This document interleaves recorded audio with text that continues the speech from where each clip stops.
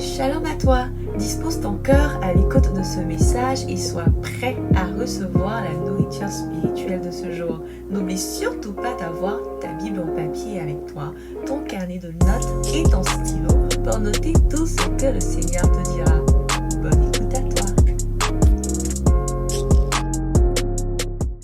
Ce serviteur de Dieu est un enseignant charismatique, nanti d'une grâce plurithématique. Il aborde de manière profonde différents sujets touchant au développement spirituel et à l'épanouissement de l'homme. Il est l'auteur d'une vingtaine d'ouvrages à ce jour, inspirés par le Saint-Esprit et agissant comme des déclencheurs de destinée. Il n'a cesse de promouvoir l'intimité partout où il passe. Sa vie est un témoignage de la victoire assurée avec Christ dans les combats.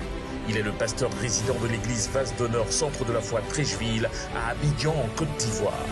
Il est le ministre en charge de l'expansion et de la croissance des églises Vase d'Honneur, présidé par l'apôtre Mohamed Sanogo, son père spirituel. Il est l'heureux époux du pasteur Rena Yebier et est père de 2 enfants.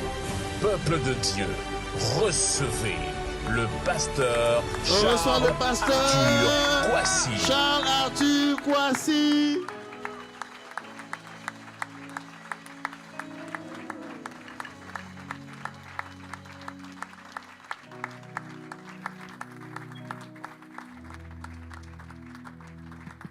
Alléluia. Est-ce qu'on peut acclamer encore le Seigneur? Wow. Seigneur, nous voulons bénir ton nom. Nous voulons dire combien de fois tu es Dieu. Nous voulons dire combien de fois tu es Seigneur. Nous voulons dire combien de fois nous t'aimons. Nous voulons dire combien de fois tu es grand, Seigneur. Il n'y a personne qui soit à ta dimension. Il n'y a personne qui soit à ta hauteur. D'âge en âge et d'éternité en éternité, tu es et tu règnes. Et tu es le maître incontestable et incontesté de l'univers. Tu es le propriétaire de toutes choses et la terre et tout ce qu'elle renferme t'appartient. Nous te connaissons en tant que sauveur, mais tu nous donnes de te connaître en tant que Seigneur, le propriétaire de toutes choses, celui à qui appartient toutes choses, celui qui se lève et qui se met en peine pour ceux qui lui appartiennent. Nous voulons te bénir parce que au-dessus de tout, tu es, Seigneur. Nous ne savons pas, Seigneur, le monde est géré par des hommes puissants, des hommes d'une grande puissance et d'une grande autorité.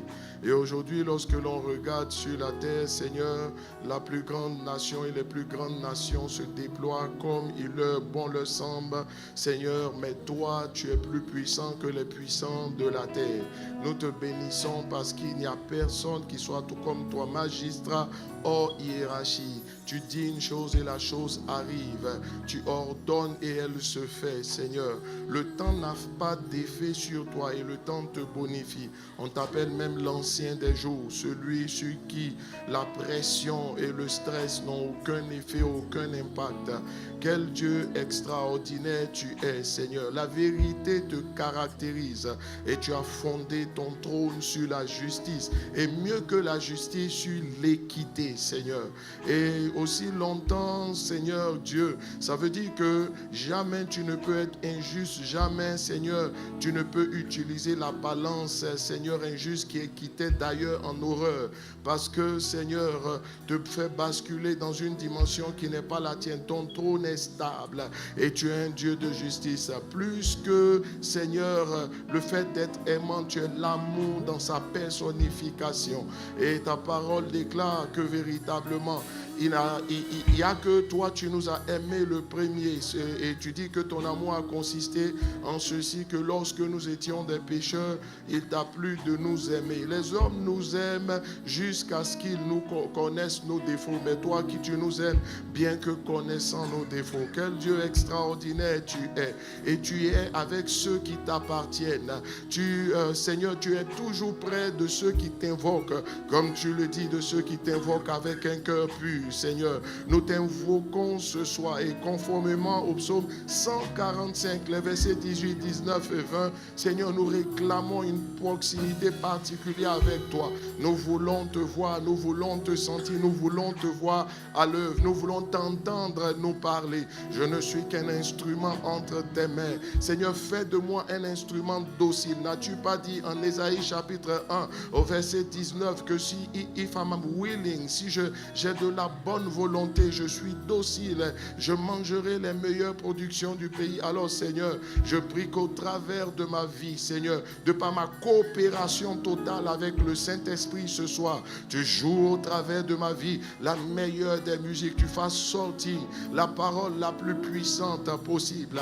Oins-nous, Seigneur, revers-moi de ta puissance, accorde-moi l'onction pour parler pour cette occasion. Elle est spéciale en elle-même, Seigneur. Il y a des hommes et des femmes, Seigneur, qui ont tout laissé, qui ont tout mis à part, qui ont dégagé leur temps dans ce contexte particulier pour venir t'écouter. Seigneur, que je diminue comme Jean-Baptiste l'a dit, mais que toi tu grandisses, que je disparaisse afin que toi tu apparaisses dans tout ton éclat. Tu es paru afin de détruire les œuvres du diable. Seigneur, fais, agis, développe, manifeste-toi, révèle-toi à chacun de nous, à moi le premier, comme si on ne t'avait jamais connu. Seigneur, instruis-nous, mets le sceau à la perfection de notre connaissance. Répands dans ce lieu la science des mystères, la connaissance des choses cachées. Ouvre mon esprit au prophétique, de sorte qu'au-delà de toute la préparation, Seigneur, je sois encore réceptif jusqu'à la dernière minute de nouvelles choses. Oins-moi d'une huile spéciale, oins-moi d'une huile fraîche. Et ceux à qui tu accordes l'onction fraîche, c'est ceux-là même, Seigneur, qui viennent comme des réceptacles se venir à ta disposition, comme l'huile de la veuve qui a tari lorsque les vases n'étaient plus disponibles. Nous venons comme des vases. Je viens comme un vase de terre que tu remplis, mais que tu remplis, Seigneur, avec ton esprit. Tu dis ceci, que l'amour de Dieu, la grâce de Dieu, l'amour de Christ et la communion, d'autres versions disent la communication du Saint-Esprit soit avec vous. Donne-moi de communiquer avec toi. Nul ne connaît l'homme si ce n'est de l'esprit de l'homme qui est en lui. Pareillement, nul ne connaît Dieu si ce n'est l'esprit de Dieu qui est en lui. Et l'esprit sonde même jusqu'aux profondeurs de Dieu. Que mon esprit soit en fusion avec le Saint-Esprit et que l'esprit de Dieu uni à mon esprit sonde les profondeurs de Dieu pour nous révéler les choses cachées, pour nous révéler les choses qu'on méprisait, pour nous révéler les choses auxquelles on ne faisait pas attention, pour nous révéler les choses peut-être bénignes mais qui font la différence. Nos yeux sont sur toi, Seigneur, nos yeux sont sur toi, disposés et disponibles afin que tu nous parles. Utilise-moi, utilise-moi. Tu as dit ouvre ta bouche, toi qui ne sais pas parler, et j'estime que je ne sais pas parler, et tu as promis d'y mettre les mots qu'il faut. Mets dans ma bouche les mots qu'il faut et fais de moi un instrument de grande victoire ce soir. Barosi, brosi, barosi, et l'ubrahan de la brosse bradosi braha. Nous nous soumettons à ton esprit, et de par, Seigneur, le fait que je fléchisse genoux, c'est l'expression, Seigneur, de mon cœur qui se soumet à toi, parce que c'est toi le chef, parce que c'est toi le boss, parce que c'est toi le maître, parce que c'est toi le Seigneur. Mon âme te dit je t'aime, mon esprit te dit je t'aime. Baragedo sabrada seketela matalio sobrade kataya ela de lo sibra de lo seba rabaketa la yabrada ze lota shekata yabrada kadaya brababa. Oui, je t'aime. Leto si ibredo si bre agada elebra matabro rebeketela. Seigneur, merci pour ta grâce, merci pour tes œuvres, merci pour ta puissance, merci pour le flux de ton esprit. Dans le nom de Jésus, Radeko Sima. Elalia Sokata Yabe. que mon cœur aime.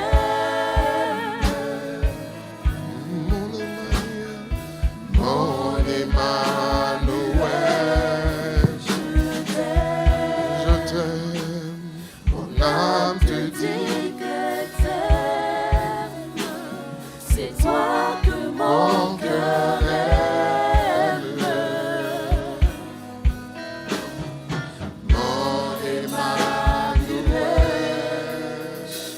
Seigneur, Emmanuel, Dieu avec nous, et nous croyons que tu es au milieu de nous. Viens et glorifie ton nom. Saint-Esprit, ton rôle, c'est de glorifier Jésus, la parole. Alors, viens et glorifie Jésus, la parole, ce soir, dans ce lieu, dans nos cœurs et dans nos circonstances. Au nom de Jésus-Christ de Nazareth, et quelqu'un dit Amen. Est-ce qu'on peut acclamer Jésus le Seigneur? Est-ce qu'on peut acclamer Jésus le Seigneur? Jésus le Sauveur? Oui, mais Jésus le Seigneur. Rebegadaya Zotaragadaya Malena Dasere Katayabra Marada Soro Laragadayabi. Alléluia. Que Jésus soit glorifié, que Jésus soit élevé. Mon cœur est particulièrement dans la joie. Je veux rendre grâce à Dieu pour la vie de notre Père spirituel, l'apôtre Mohamed Sanogo. Nous acclamons le Seigneur. Acclame, mais vraiment, le problème c'est que tu ne peux pas acclamer quelqu'un plus que pour lui. Donc il est bon que tu acclames très très fort, parce que tout à l'heure, voilà, que Dieu bénisse son serviteur. Vous savez, nous avons un Père extraordinaire. Et aujourd'hui, je parlais avec mon frère aîné qui est pasteur aussi, qui m'expliquait combien de fois. Il me disait, il dit, vous êtes bénis. Vous avez le privilège d'être avec un Père véritablement, en fait, je vais dire, qui n'est pas insécure, n'est-ce pas? Vous êtes avec un Père vraiment, il dit c'est une grâce. Parce que lui, il est dans un autre système, n'est-ce pas? Et il m'expliquait combien de fois, et je me suis rendu compte qu'un Père qui vous permet de vous exprimer, un Père qui vous respecte, un Père qui vous traite bien, je crois que les fondements de la loyauté, d'abord, c'est d'être le fils d'un Père. Mais il y a trois choses qui concourent, qui favorisent la loyauté. C'est le traitement qu'on te donne, c'est le respect qu'on te donne véritablement, et c'est la manière dont on te permet de t'exprimer. Notre Père nous permet toutes ces choses, n'est-ce pas? Bien sûr, dans le respect des lignes directrices et conductrices qu'il donne. Regardez vase d'honneur. Combien de pasteurs parlent de vase d'honneur? Quasiment pas, n'est-ce pas? Alors qu'on sait combien de fois dans des communautés, vous trouvez un pasteur aujourd'hui, demain il n'est plus là. Ça veut dire que justement c'est la preuve que vraiment notre Père nous aime, notre Père vraiment il nous aime. Notre Père, regarde, nous écrivons des livres, je connais des communautés où on ne nous aurait pas permis d'écrire. Et si le Père ne nous avait pas permis d'écrire, on n'aurait pas écrit, n'est-ce pas? Voilà, je connais des communautés où le Père voyage, mais nous on voyage à la place du Père et nous on voyage pour le Père. On peut s'exprimer, n'est-ce pas? Voilà. Et quelquefois même c'est peut-être simple, nous sommes des fils, nous sommes pleinement dans l'enseignement et dans les directives de notre Père spirituel, mais vous remarquerez que notre Père nous permet d'avoir même des pages Facebook et de pouvoir communiquer. Tu ne te rends pas compte, c'est une grâce extraordinaire, n'est-ce pas? C'est un Père extraordinaire, ce sont des parents extraordinaires. J'aimerais qu'on acclame, j'attendais l'image, j'aimerais qu'on acclame le Seigneur pour la vie de notre Père spirituel, l'apôtre Mohamed Sanogo. Je veux bénir le Seigneur pour la vie de notre maman dans la foi. Voilà le pasteur Liliane Sanogo. Vous me permettez juste de dire ceci en ce qui concerne maman. Vous savez, je suis impressionné. Je ne sais même plus c'était en quelle année. C'est le premier temple qu'on a eu et donc on était en train de faire. Bon, c'était même pas notre temple, c'était un bâtiment de location qu'on avait et on devait faire l'inauguration. Elle est venue et elle a dit ceci. Elle m'a dit, Pasteur Charles, et c'est la seule qui m'appelle comme ça. Elle dit, Pasteur Charles, vraiment, sois intègre et marche devant la face de Dieu. Voilà ce qu'elle m'a dit. Et cette pensée-là m'a suivi. Voilà, quelquefois, c'est ce que Dieu a dit à Abraham, n'est-ce pas? Il dit, sois intègre, marche devant ma face. Et au moment où elle le disait, on ne voyait pas en moi le père de la foi. Enfin, je ne suis pas un père de la foi. On ne voyait pas en moi véritablement la personne. Le centre de la foi n'existait même pas. Après, ce n'est pas un concours de circonstances selon que Dieu a conduit les choses. Lorsque je me suis rendu compte que Dieu nous a donné un message particulier de foi et que même l'église que nous dirigeons sous l'autorité de notre Père spirituel s'appelle le centre de la foi. J'ai compris qu'elle est la première à avoir prophétisé cela sans qu'on ne s'en soit rendu compte quelque part au travers d'un petit conseil. C'est le symbole d'une maman inspirée, c'est le symbole d'une maman connectée et c'est le symbole d'une maman remplie véritablement de Dieu.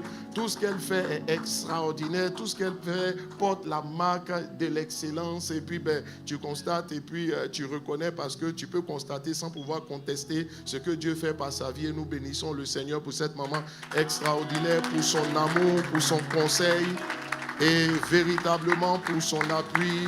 Chacun de nous est ce qu'il est aussi par rapport, n'est-ce pas, aux bonnes dispositions de cœur qu'elle manifeste à notre endroit. Voilà, Salomon nous a enseigné que tu peux être un bon fils pour ton père, mais il faut être un tendre fils pour ta mère. Sinon, si les deux conditions ne sont pas réunies, tu vas comprendre que, voilà, ce que tu dois comprendre. Et nous bénissons le Seigneur, n'est-ce pas, pour cet amour et pour toute, j'ai envie de dire, cette disposition au Saint-Esprit.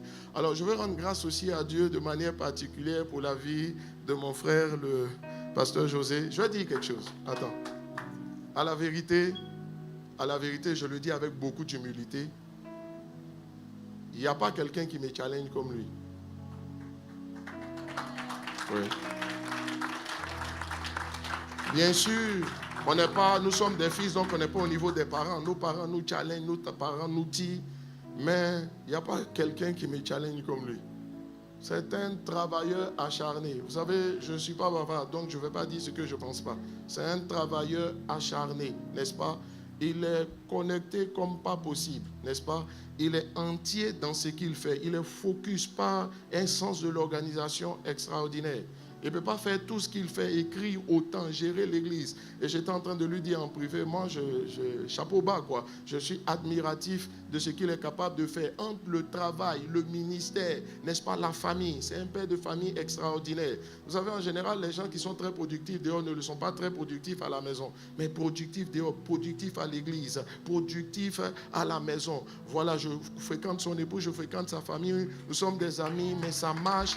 Et puis, il est le reflet de ce qu'il enseigne. Et je crois qu'il y a une onction de pionnier aussi sur sa vie.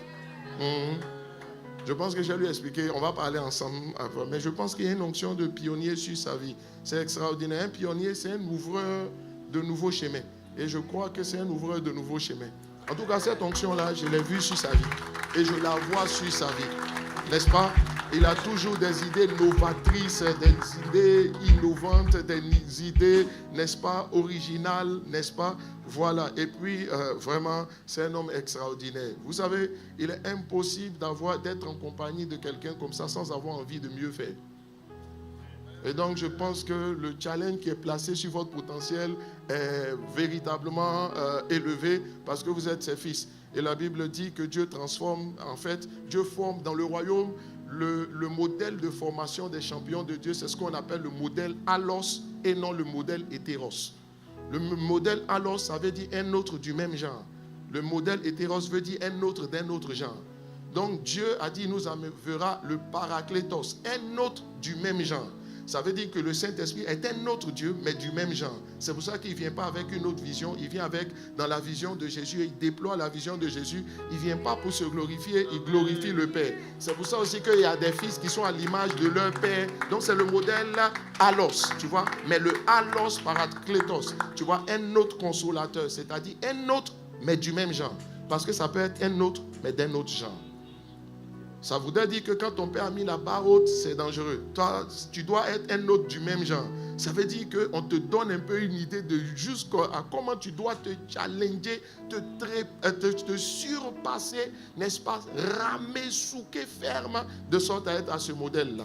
Regardez ce qu'il fait. Tu es inexcusable dans cette communauté si tu trouves des excuses parce que vraiment, il est juste extraordinaire. Lui, son épouse, c'est une merveille de parler avec son épouse, vraiment, femme d'une grande sagesse. Pour moi, il a une onction d'Abigail, n'est-ce pas? Voilà, c'est une femme de bon sens et une femme sage. Parce qu'Abigail, c'est une femme de bon sens et c'est toujours extraordinaire. Vous savez, vous serez limité si vous n'avez pas le conjoint qu'il vous faut, n'est-ce pas? Et je bénis le Seigneur pour l'épouse extraordinaire que Dieu a donnée à mon frère, Maman Bro.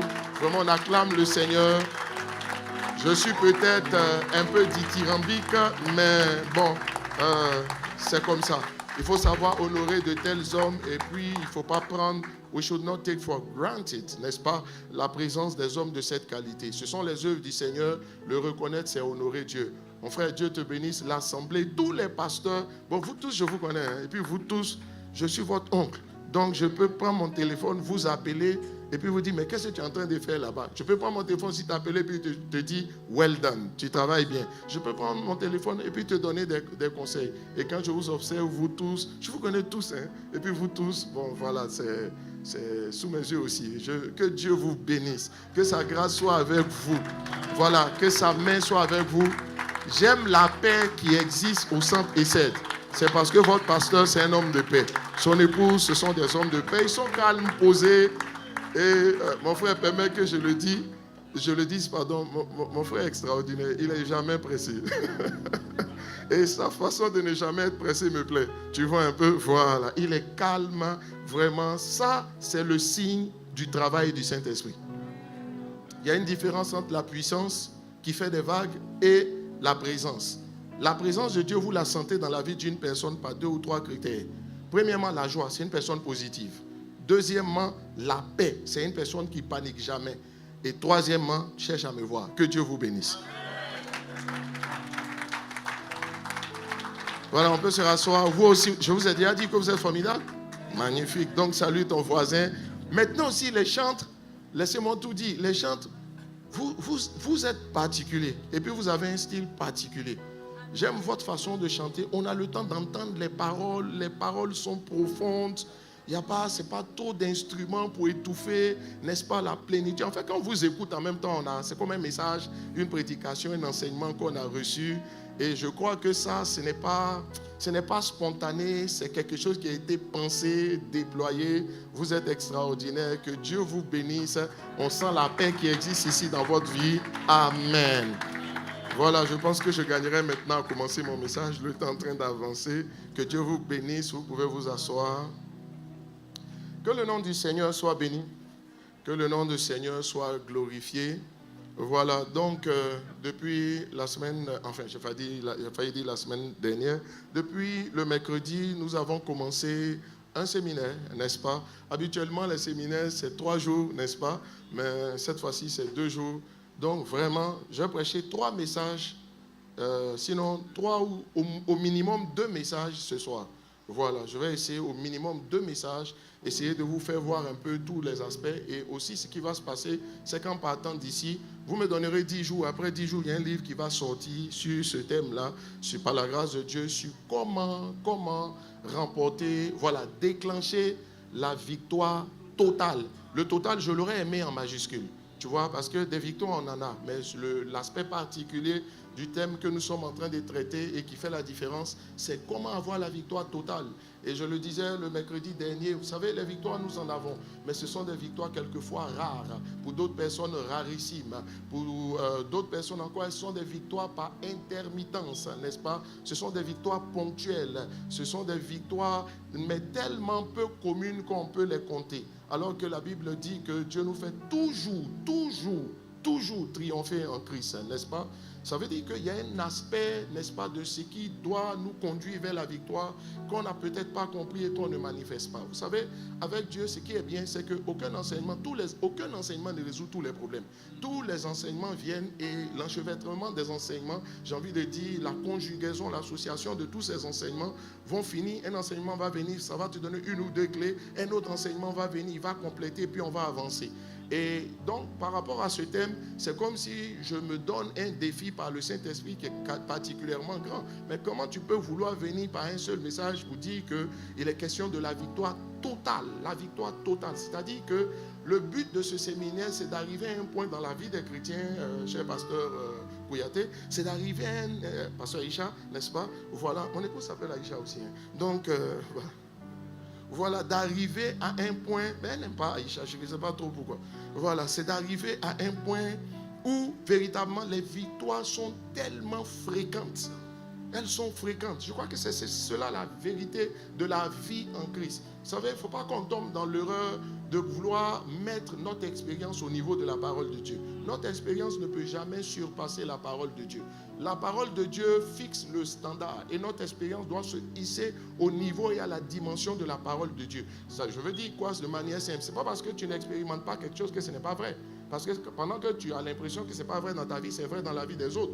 Quand nous regardons un homme tel que notre Père spirituel, vous avez l'impression que tout lui réussit. Et pendant que je parle, n'est-ce pas, le psaume 1, verset 3, n'est-ce pas, donne-moi le psaume 1, verset 3. Ben, si ce n'est pas le verset 3, on va le voir. Le psaume 1, verset 3 va dire ceci, qu'en fait, il y a des personnes qui disent tout ce qu'il fait, n'est-ce pas, réussit. Tout ce qu'il fait réussit. C'est un verset qui ne fait pas partie des versets que je vous ai donnés. Donc, mais on dit tout ce qu'il fait réussit. Quelqu'un peut-il lire ce passage? Heureux celui qui ne marche pas selon le conseil des méchants. Psaume 1, mon frère, tu y es. Voilà, au verset 3, on dit, il est comme un arbre planté près d'un courant d'eau.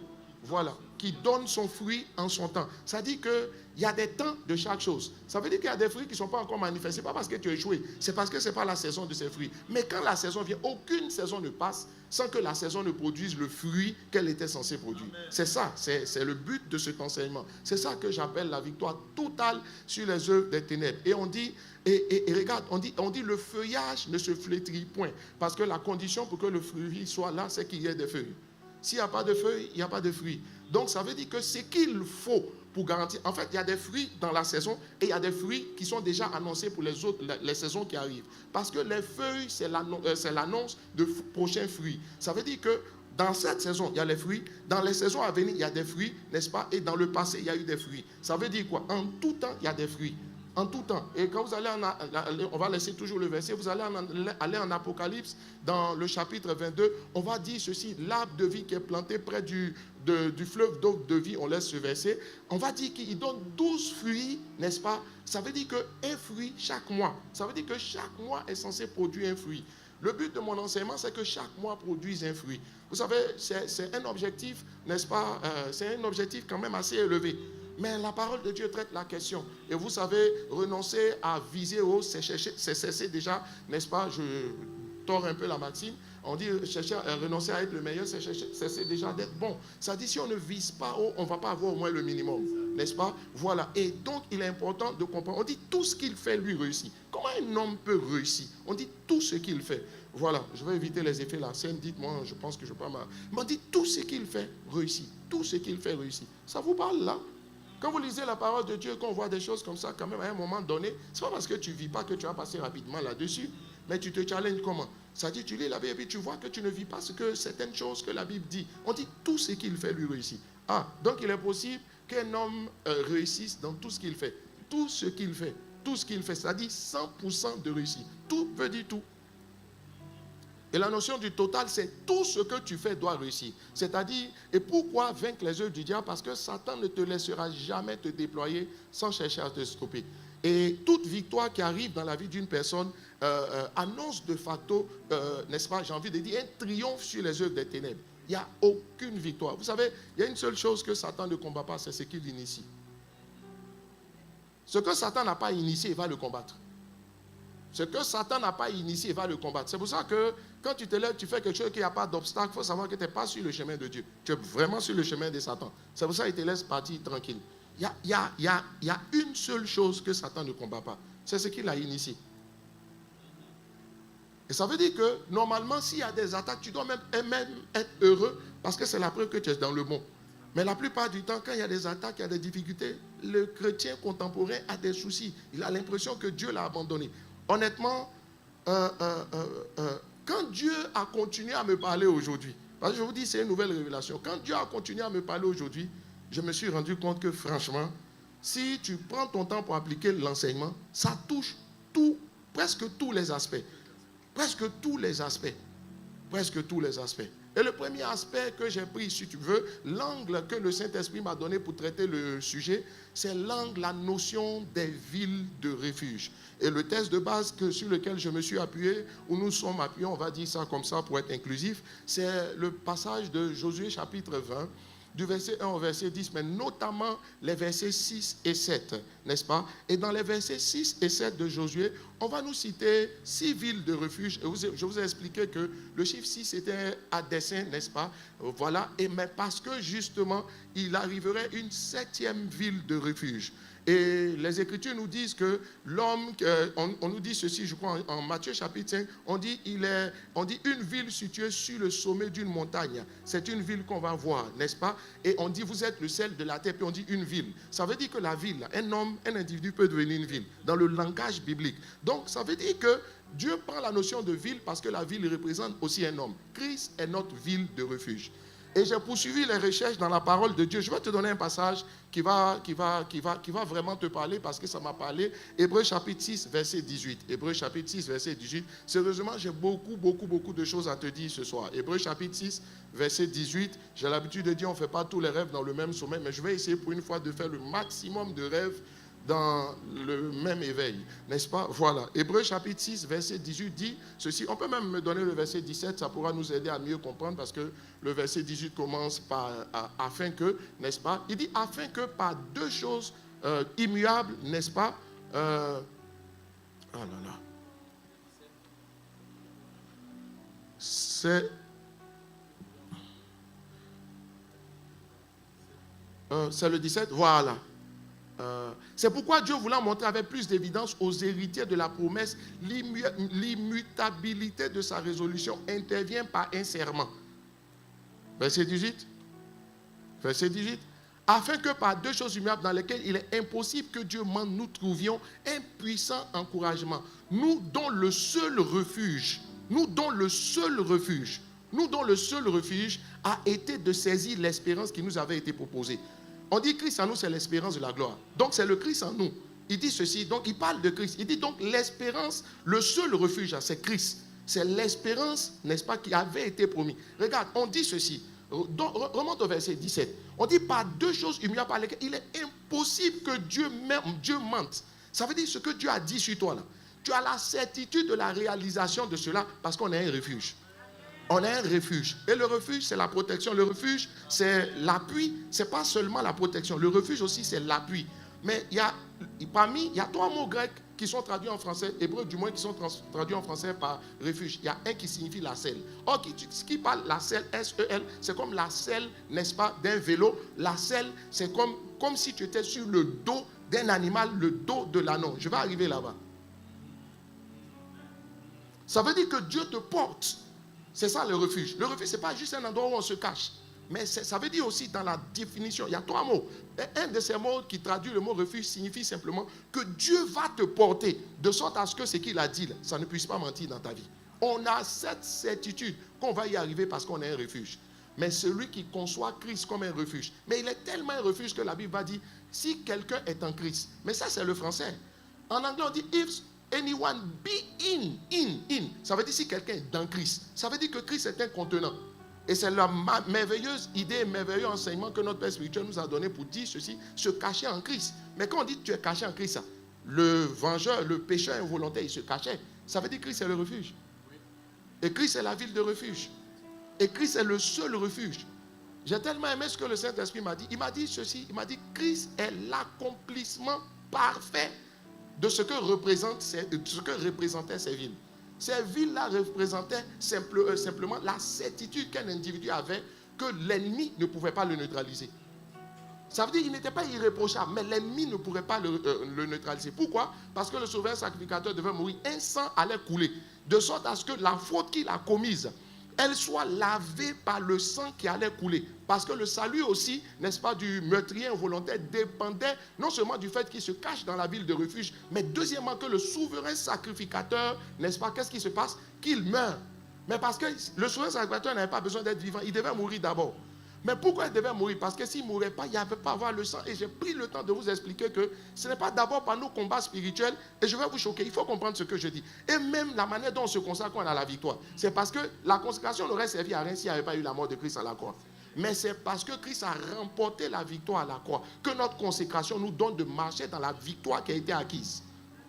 C'est pour ça que quand on dit qu'on n'est pas en train de se combattre pour remporter la victoire, on est en train de combattre, on est en train de donner les clés pour que tu te gardes dans la victoire. Parce qu'en réalité, ce qui se passe, c'est que certaines de nos actions nous font sortir, n'est-ce pas, de la victoire. Souviens-toi, c'est la ville de refuge. Tu es à l'intérieur, ça va bien. Tu es caché en Christ, tout marche bien. Tu sors de la ville, des choses qui n'auraient pas dû t'arrêter, des choses qui n'auraient pas dû te neutraliser, sont capables de te neutraliser. Pas parce qu'elles sont fortes, mais c'est parce que tu es sorti. Laissez-moi vous dire une chose, je parle peut-être un peu trop vite. Laissez-moi vous dire une chose, la sécurité du verre se trouve dans le fait qu'il reste entre les mains de celui qui le tient. Et Dieu dit dans ce passage que l'huile, il ne va pas te laisser tomber. Ça veut dire, toi verre, il ne faut pas te forcer pour sortir de sa main. Mais il y a des gens qui s'obligent et qui se forcent à sortir de la main de Dieu. Et toutes les clés que je vais te donner, en fait, profondément, il faut comprendre que tu es déjà dans la victoire, mais tu sors de la victoire. Mais en fait, c'est comme si on te ramène dans la victoire. Parce que la victoire était déjà remportée. Elle n'est pas liée à ce que tu as fait. Elle est liée à ce que le souverain sacrificateur a fait. Et ce qui est bien avec ce souverain sacrificateur, c'est qu'il est mort, mais n'est pas resté dans la mort. Il est ressuscité. Pourquoi? Parce que tant que la mort du testataire n'est pas constatée, on ne peut pas ouvrir son testament. Mais en même temps, il est vivant. Tu sais pourquoi? Parce qu'il doit continuer à intercéder pour toi à la droite du Père. Hébreux chapitre 7, verset 25 dit que Christ, il est assis à la droite du Père, mais il attend la fin du monde, parce que son intercession va continuer, son travail continue. Mais pourquoi il intercède? Pour que les vers que nous soyons, nous ne sortons pas entre ses mains, de ses mains. C'est comme un bébé qu'une maman tient. Bon, peut-être pas ici, c'est dans les kangourous, mais ailleurs, sous d'autres cieux, les bébés, là, quelquefois tu te demandes, mais tu luttes pour partir où? Quelquefois, ils ont une manière de se trémousser, ils veulent descendre. C'est ce qui arrive à beaucoup de personnes. C'est comme ils sont dans les mains du Seigneur, mais ils veulent descendre, ils veulent faire leur expérience. C'est parce que maman sait que le meilleur endroit où tu seras en sécurité, c'est entre ses mains qu'elle te tient. Quelquefois, le bébé, il se tourne, il veut descendre. C'est comme ça aussi, certaines sortent de la ville de refuge, mais qui est Christ. Mais il y a un vengeur de sang dehors, hein. Il y a quelqu'un qui t'attend. Il a un vieux contentieux avec toi, il va en découdre avec toi. Parce que ça lui fait mal que tu sois même établi même au-dessus des anges. Nous, on va juger les anges.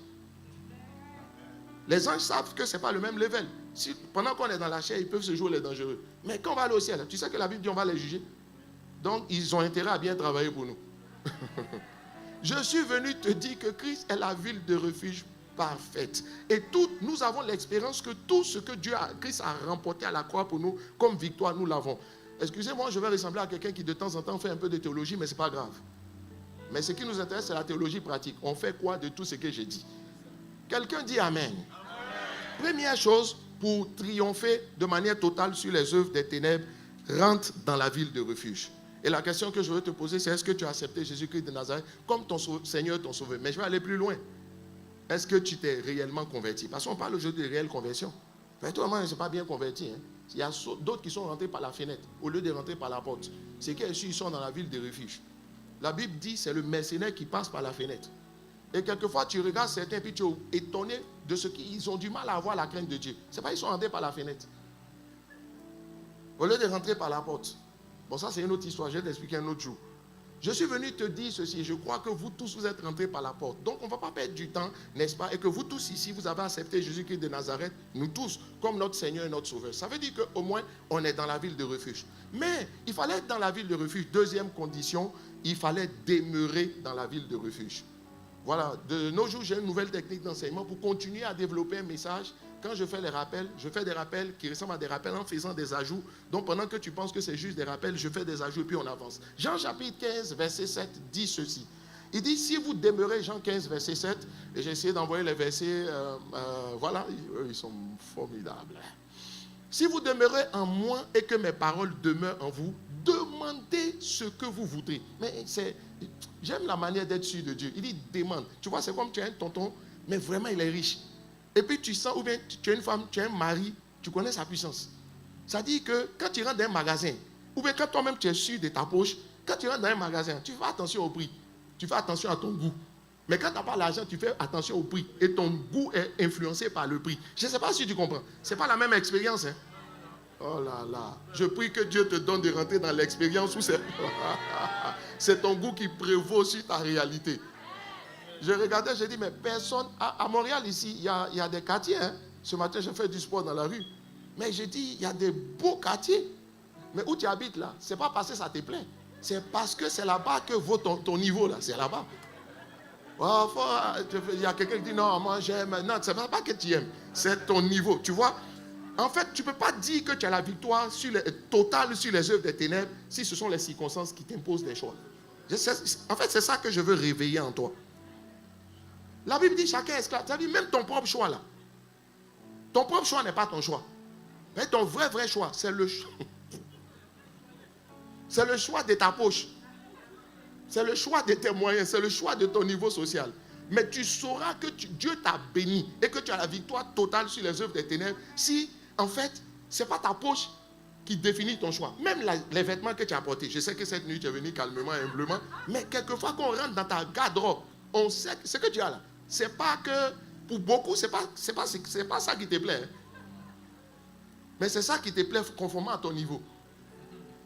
Mais tu sauras que Dieu t'a béni quand, en fait, tout ce qui est là, c'est ce qui te plaît. Quoi. Tu sens que c'est ce que ton cœur désire.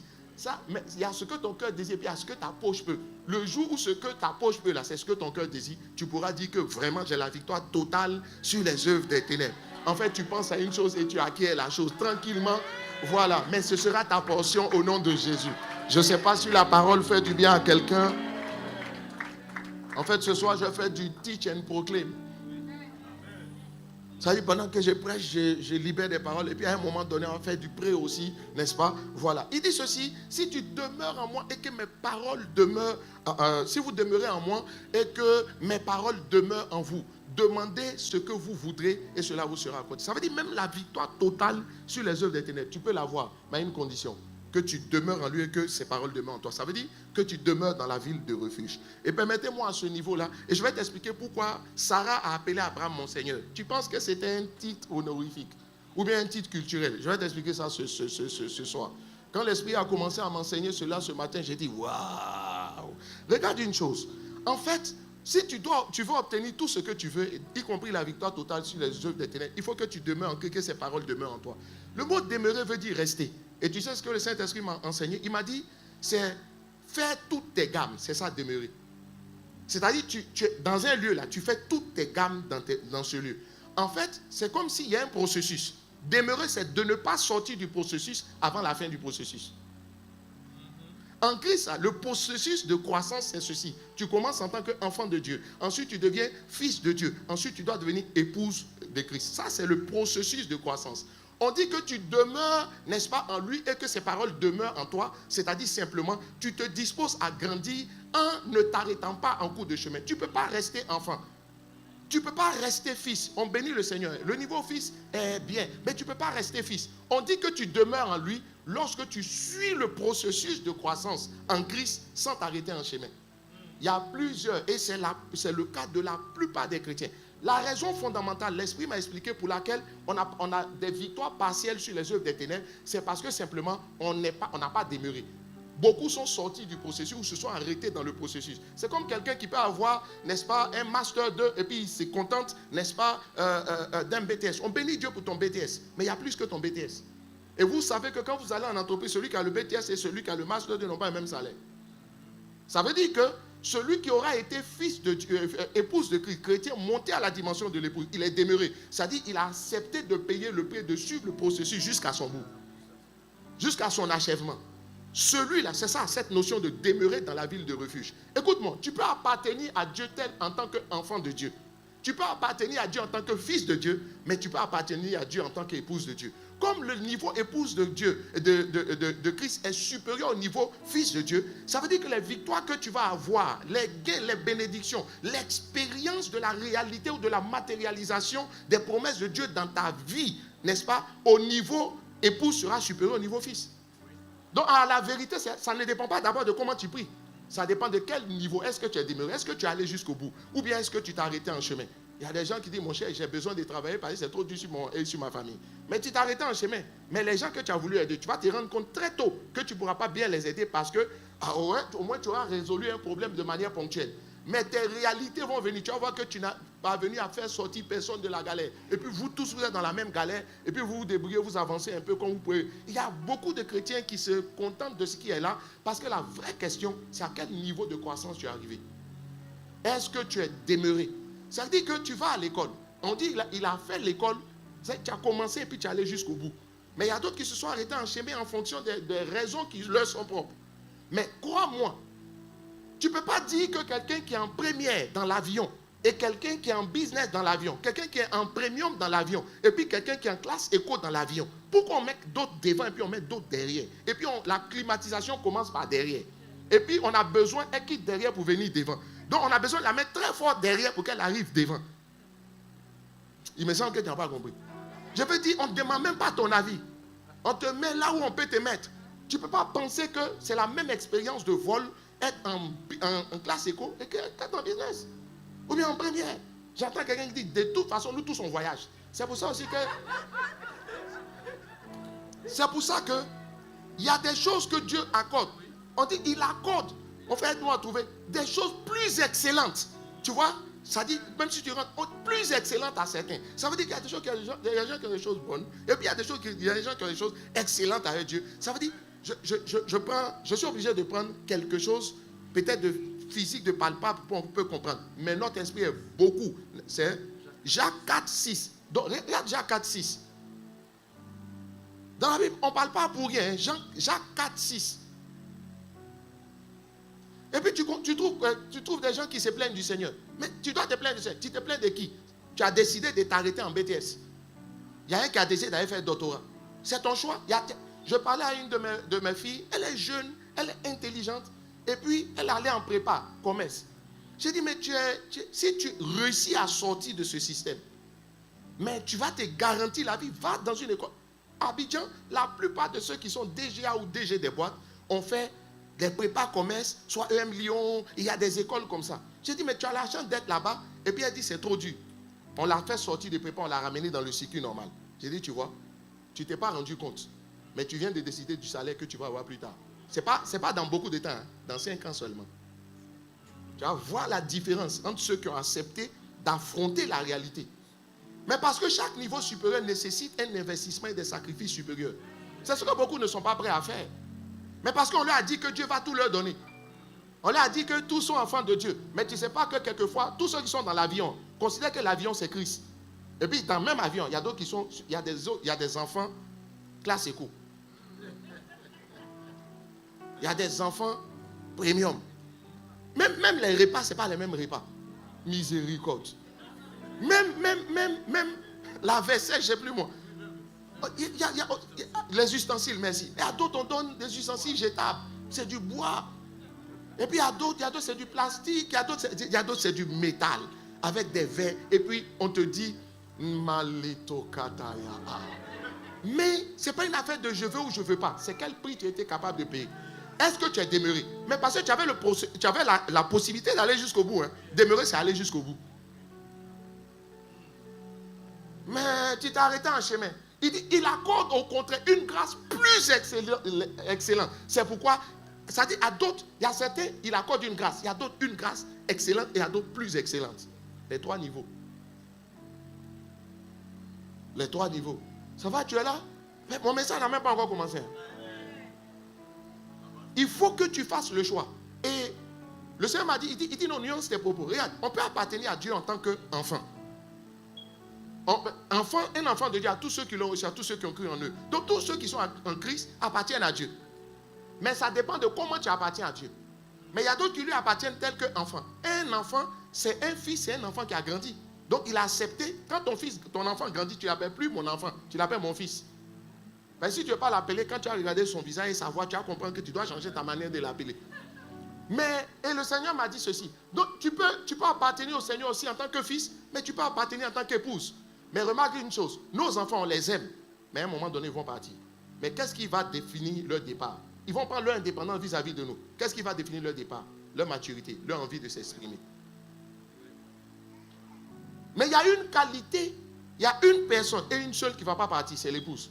Vous êtes ensemble, l'épouse et l'époux sont censés être ensemble tout le temps. Vos enfants vont partir. Si physiquement vos enfants vont partir, n'est-ce pas, ça vous fait mal, mais ils vont partir. Mais l'épouse, elle va rester. L'épouse, elle va rester.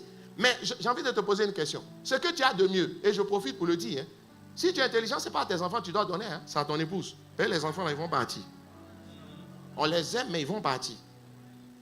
Dans la mentalité de plusieurs, c'est comme si je mets tout mon foie chez mes enfants. Non, c'est chez ton épouse. Je ne dis pas ça pour te plaire, hein? Mais c'est la parole. Non, non, sérieux.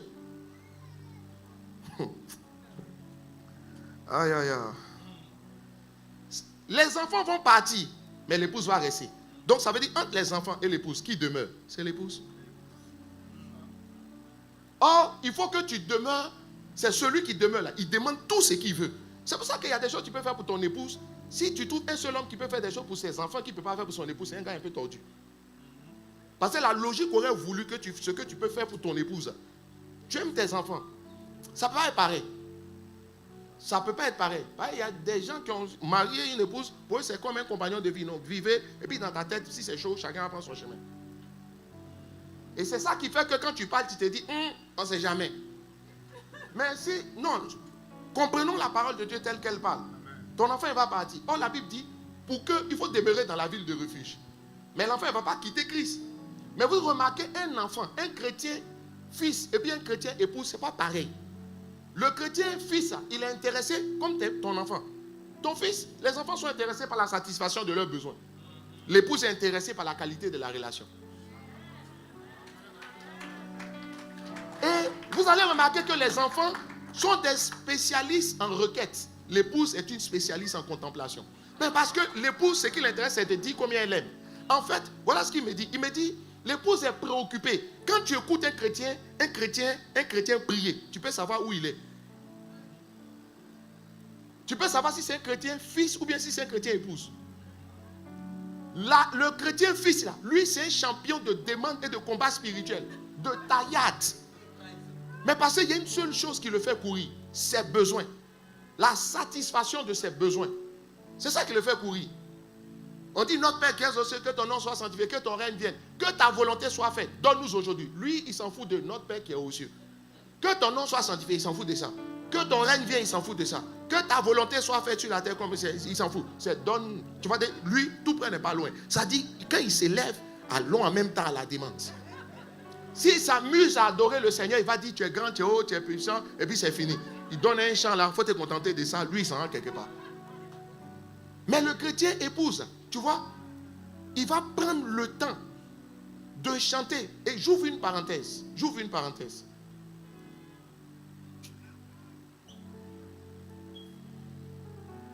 Moi, je ne parle pas pour toi. Je parle par rapport à ce que la Bible dit. Ça dit, ne fais jamais pour quelqu'un ce que tu n'as pas encore fait pour ton épouse. Et puis, ce que tu ne peux pas faire pour ton épouse, il faut faire ça pour quelqu'un.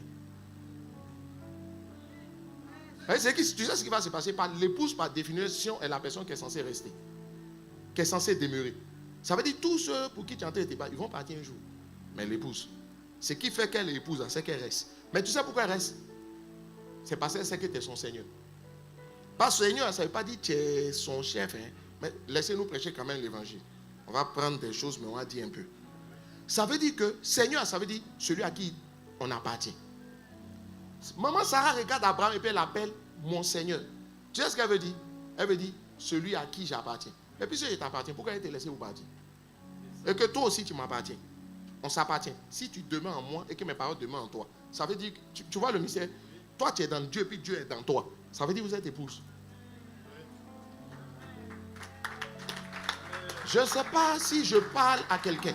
Regardez l'annonce sauvage. Il y avait 2 conditions qui devaient remplir pour que l'homme fort le libère. Parce que celui, vous connaissez Luc chapitre 19. Luc chapitre 19, notre Père spirituel prêche beaucoup là-dessus. À partir du verset, n'est-ce pas, 29 jusqu'au verset 31, pour faire court. La Bible dit, Jésus envoie 2 de ses disciples aller détacher l'ânon.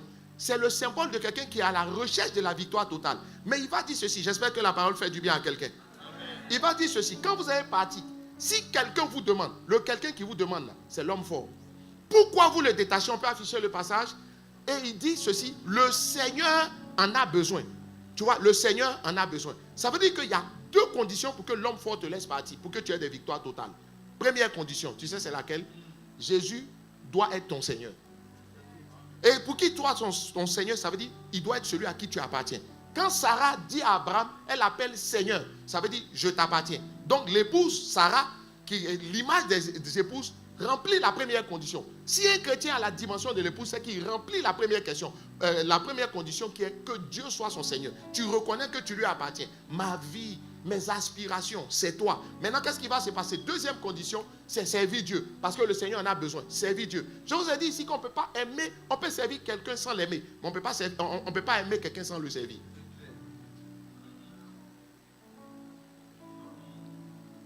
On peut servir quelqu'un sans l'aimer. Mais on ne peut pas aimer quelqu'un sans le servir. Ça veut dire que l'épouse, par définition, puisque la base de la relation époux et épouse, c'est l'amour. L'épouse aime l'époux, elle sert l'époux. L'épouse reconnaît qu'elle appartient à l'époux. Donc, elle remplit les deux conditions. C'est pour ça que l'homme fort ne peut pas la retenir. Donc, si un chrétien accède à la dimension de l'épouse, il n'y a aucun homme fort de sa famille qui peut le retenir. Pas par la force de ses combats spirituels. De par la manière dont lui-même, il appartient à Dieu. Je suis venu te dire, accède à la dimension de chrétien. Ce que j'ai dit là, c'est compliqué pour quelqu'un parce qu'il pense que leur victoire sur l'homme fort là, c'est d'abord la taillade. On ne domine pas l'homme fort depuis que tu tailles. Ce n'est pas par tailler. Ce n'est pas par la taillade. C'est par devenir chrétien à la dimension de l'épouse. Christ ne peut pas laisser l'homme fort te toucher. Tu sais pourquoi? Parce qu'un homme normal ne va pas te laisser toucher à sa femme sans réagir. S'il y a un seul homme qui excuse quelqu'un qui s'en prend à sa femme, même si sa femme a tort, ce n'est pas un homme bien. Je vais répéter parce que tu n'es pas en train de bien m'écouter. J'ai dit, s'il y a un seul homme qui excuse quelqu'un qui s'en prend à sa femme, même si sa femme a tort, ce n'est pas un homme bien. Vous allez régler vos problèmes après. Mais quelqu'un ne peut pas avoir raison. C'est comme ça aussi que Dieu doit se lever contre Satan parce qu'il y va de son honneur. Pourquoi? Parce que la gloire d'un homme, c'est sa femme. Ça veut dire que si Dieu laisse Satan toucher au chrétien épouse, c'est comme si on a bafoué sa gloire. Ah, je ne sais pas si tu comprends. C'est pour ça qu'il ne peut pas laisser. C'est difficile à comprendre parce que moi, je sais que c'est difficile. Hein. C'est pas tout le monde a toujours dit que c'est pour les tailler. C'est qu'on traite leur cas. Mais j'ai dit, pour que le diable laisse partir, pour que tu aies la victoire totale, c'est quel type de chrétien? Es-tu devenu un chrétien à la dimension de l'épouse?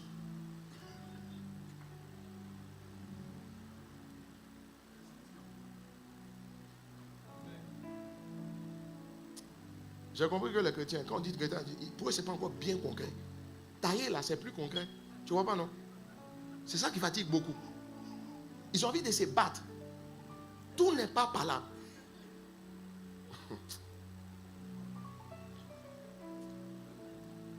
Oui, deux conditions. Il faut qu'il soit ton Seigneur.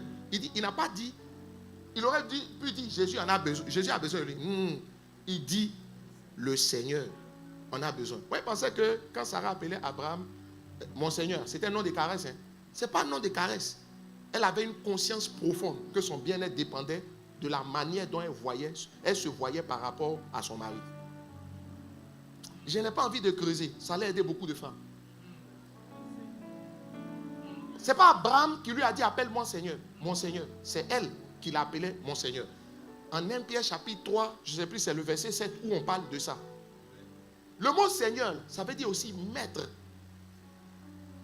Ça veut dire que quelque part, plus que même l'appellation, c'est la manière dont tu le vois. Et le Seigneur m'a dit ceci, il dit la relation, là, elle commence à se figurer quand l'épouse n'a pas le bon regard de l'époux. C'est avant même ce qu'il fait ou ce qu'il ne fait pas, c'est le regard. Bon, ce soir vous êtes un peu bizarre. Vous me regardez comme ça, vous êtes concentré. This is wonderful. This is wonderful. This is wonderful.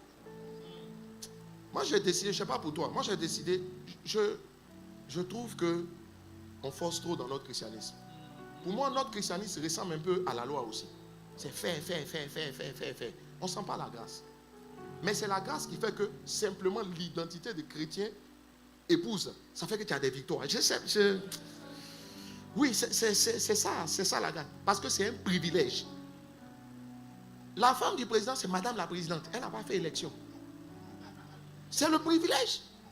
Donc le privilège d'être chrétien épouse. Je m'excuse, si je suis Flying Blue Ultimate, j'ai des privilèges. C'est là que j'ai vu que dans le salon, il y a salon. Je ne savais pas ça. Va à Charles de Gaulle, dans le salon, là, il y a salon. Tu es au courant?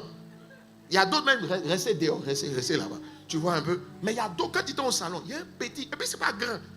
Je me suis dit, mais faites ça grand. Il n'y a pas beaucoup de gens. Il y a des privilèges. Et puis là-bas, les repas, c'est les repas des chefs.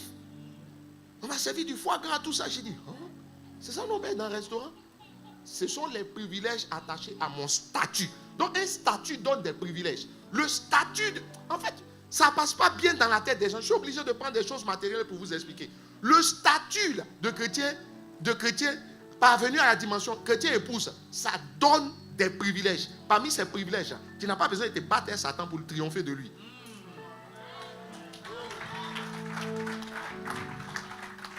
Si tu n'as pas atteint, si tu es resté fils, je te conseille, il faut tailler. Hein. Sinon, tu seras mal. Parmi les privilèges des fils, là, c'est tailler. Tu vois, je ne sais pas si tu comprends. J'essaie de prendre des... On est très spirituel, mais j'essaie de prendre des réalités palpables pour que vous compreniez. Si tu es resté fils, là, que je suis en train de parler, tu n'es pas devenu épouse, et puis tu veux dire, je suis dans le privilège. Tu n'es pas dedans même. C'est comme quelqu'un dit, Seigneur, j'ai entendu quelqu'un prier, il dit, Seigneur, si tu ne m'exauces pas, efface mon nom du livre de vie. J'ai dit, toi-même, pour effacer, il faut qu'on ait écrit. On n'a pas encore écrit. Comment tu fais qu'on efface quelque chose qui n'est pas écrit? On dit non, sinon, tu peux partir en paix. Mais ton nom n'est même pas écrit. Oui, mais Dieu appelle Abraham mon ami. Mais c'est mon ami. Un homme et sa femme, si tout fonctionne, ils doivent être amis. Donc quand Dieu dit à Abraham mon ami, et puis il dit je ne lui cacherai rien. Un vrai homme cache rien à sa femme. Je ne parle pas des gens qui se... En fait, on a tout tordu la vie. Mais Dieu dit, je ne peux pas cacher ça à mon ami. Mais à qui tu ne caches rien? C'est ton épouse normalement. Pas ton ami là. Ton ami qui n'est pas ton épouse. Il sait beaucoup de choses. Hein, mais la seule qui te voit telle que tu es, c'est ton épouse. Est-ce que toi, ton ami te voit en tenue d'Adam? Mais ton épouse se voit en tenue d'Adam. Ça veut dire qu'il a des privilèges que ton ami n'est pas censé avoir. En fait, ça veut dire que le statut d'époux, là, quand on est entre époux, on ne se cache rien, même la nudité. C'est pour ça que quand Dieu dit, je ne peux pas cacher, je ne cache rien à Abraham, ça veut dire, il est en train de dire, Abraham, il fait partie des chrétiens qui sont devenus épouses.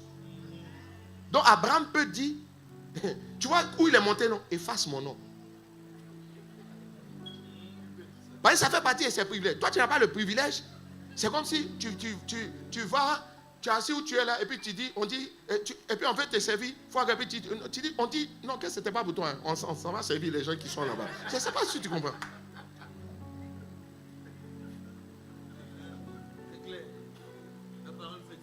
Oui. Quelqu'un est-il là ce soir? Maintenant, comme je dois prêcher 3 messages ce soir, mon message n'a pas encore commencé. Mais c'est... Maintenant, il faut qu'on soit factuel, concret. Comment, qu'est-ce qui caractérise le chrétien épouse? J'ai dit au Seigneur, Seigneur, on en a plus ou moins une idée, mais je vais être précis. Je donne 4-5 caractéristiques. En fait, il y a le privilège associé à ton statut d'épouse. Parmi les privilèges, on ne peut pas te toucher. Personne ne peut te toucher sans qu'il lui arrive quelque chose. Ouais. C'est pour ça que quand Aaron et Myriam se lèvent contre Moïse, le procureur de la République, qu'on appelle Dieu le Père, s'auto-saisit. Et puis il dit, les gars, il doit vous arriver quelque chose. Moïse n'a pas prié pour qu'ils aient des malheurs. Mais c'est Dieu qui dit, non, on ne peut pas parler comme ça de Moïse. C'est comme un homme dit, tu ne peux pas parler comme ça, tu ne peux pas traiter comme ça mon épouse. Je ne sais pas si tu comprends. Donc ça veut dire qu'il y a des palabres, il y a d'autres qui disent, Dieu n'a qu'à leur rendre justice. Mais Dieu doit te rendre justice parce que tu es resté fils. Si quelqu'un a fait quelque chose à ton enfant, tu as calmé ton enfant, tu n'as pas tombé sur lui comme tu as tombé quand c'est ton épouse. Et c'est valable aussi, si on touche à ton époux aussi, c'est vraiment tu dois réagir. Voilà, ce n'est pas un seul sens. Mais tu me comprends, non? Ça fait partie du privilège. Tu n'as pas compris pourquoi j'ai insisté sur le souverain sacrificateur. Je te dis que la victoire, là, c'est même pas lié. La victoire fait partie du privilège. Le statut de fils, même d'enfant, donne le privilège de la vie éternelle. Je ne sais pas si tu comprends. Le statut de fils donne le privilège que tu dois manger à ta faim. Mais le statut de fils ou même d'enfant ne donne pas le privilège d'avoir des grâces excellentes. C'est le statut d'épouse. Donc si tu veux le privilège, cherche le statut.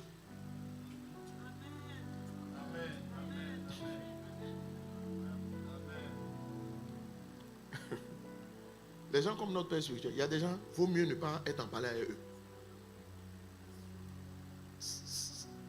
Dieu dit à Abraham, je serai l'ennemi de tes ennemis. C'est pas normalement un bon mari là. Il devient ennemi des ennemis de sa femme. Un seul mari qui s'entend avec quelqu'un qui est ennemi de sa femme, ça c'est pas bon. Même si ta femme n'a pas trop raison, tu vas lui dire, mais chérie, vraiment. Mais c'est pas parce que tu lui as parlé que demain tu vas aller être ami. Tu te dois quand même d'avoir un droit de réserve. Tu n'es pas contre la personne, mais tu ne peux pas être trop ami.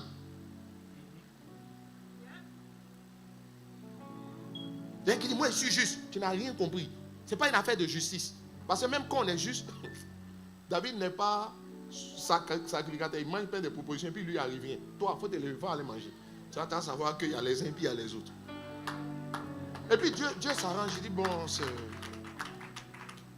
je te pose la question. Si toi, tu as ton meilleur ami, et puis à la fête, c'est toi qui as la cambuse, c'est toi qui sers les gens, et que ton meilleur ami vient, même si on ne doit pas donner trop à tout le monde,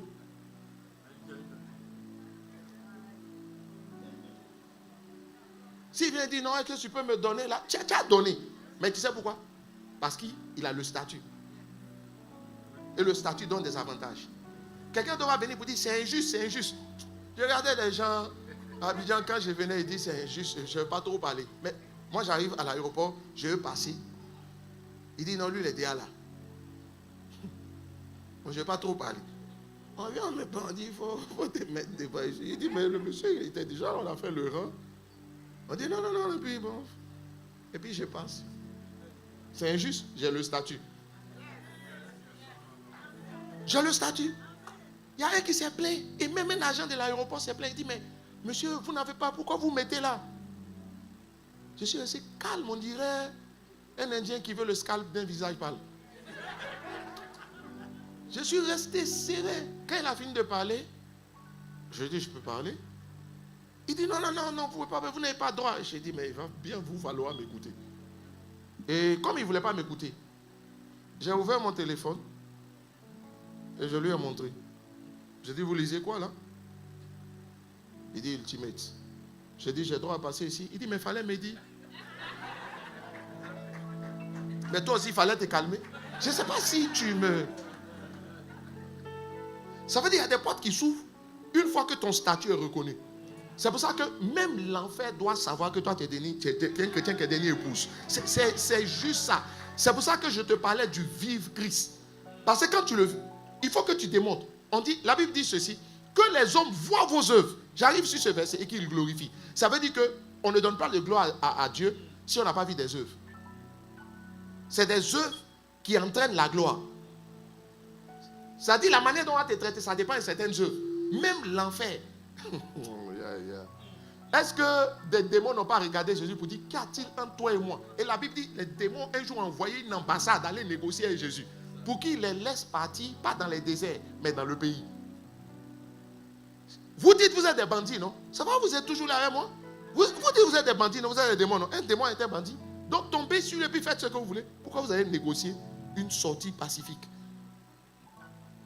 C'est la première fois les démons ont fait une ambassade. Une ambassade, ils ont fait une délégation pour aller négocier, pour dire, Jésus, tu vois, le fou de Gadara ne nous chasse pas hors du pays.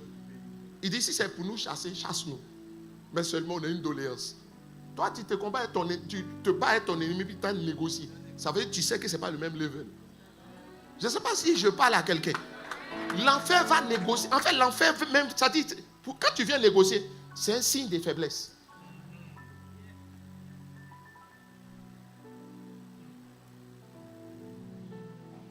Le jour où je ne sais pas, on dit Jésus était content. Il dit, bon, ok, on va vous laisser dans le pays. Et puis on les a laissés dans le pays. Tu vois, il y a des images dans la Bible qui expliquent. Ça va, on est ensemble. C'est le statut qu'il faut chercher. Alors, comme on doit avancer. My God. Rebo Sataya. Miredus Kata'a. Il y a beaucoup de choses, mais je vais enlever. Je vais aller juste droit. Premièrement, qu'est-ce qui te permet d'accéder? En fait, quand on voit tes œuvres, en quoi on peut dire, toi, tu es devenu un chrétien épouse? S'il te plaît, suis-moi très bien. Parce que José a dit, il faut que tes oreilles, il faut dire à tes oreilles de revenir dans le pays. Parce qu'ils doivent entendre des choses. Il y a d'autres, leurs oreilles sont parties à la maison. Ça dit, bon, c'est pas toi. Le chrétien parvenait à la dimension de l'épouse. Son amour pour Dieu est un amour à durée indéterminée. J'arrive. Un amour à durée indéterminée. C'est un amour long, large, haut, profond. Et je vais t'expliquer. En Osée chapitre 2, verset 14. Regarde le passage. Osée chapitre 2, verset 14. Ah non, je ne vous avais pas donné. Ah mais ils sont rapides. Vous tirez plus vite comme Lucky Luke.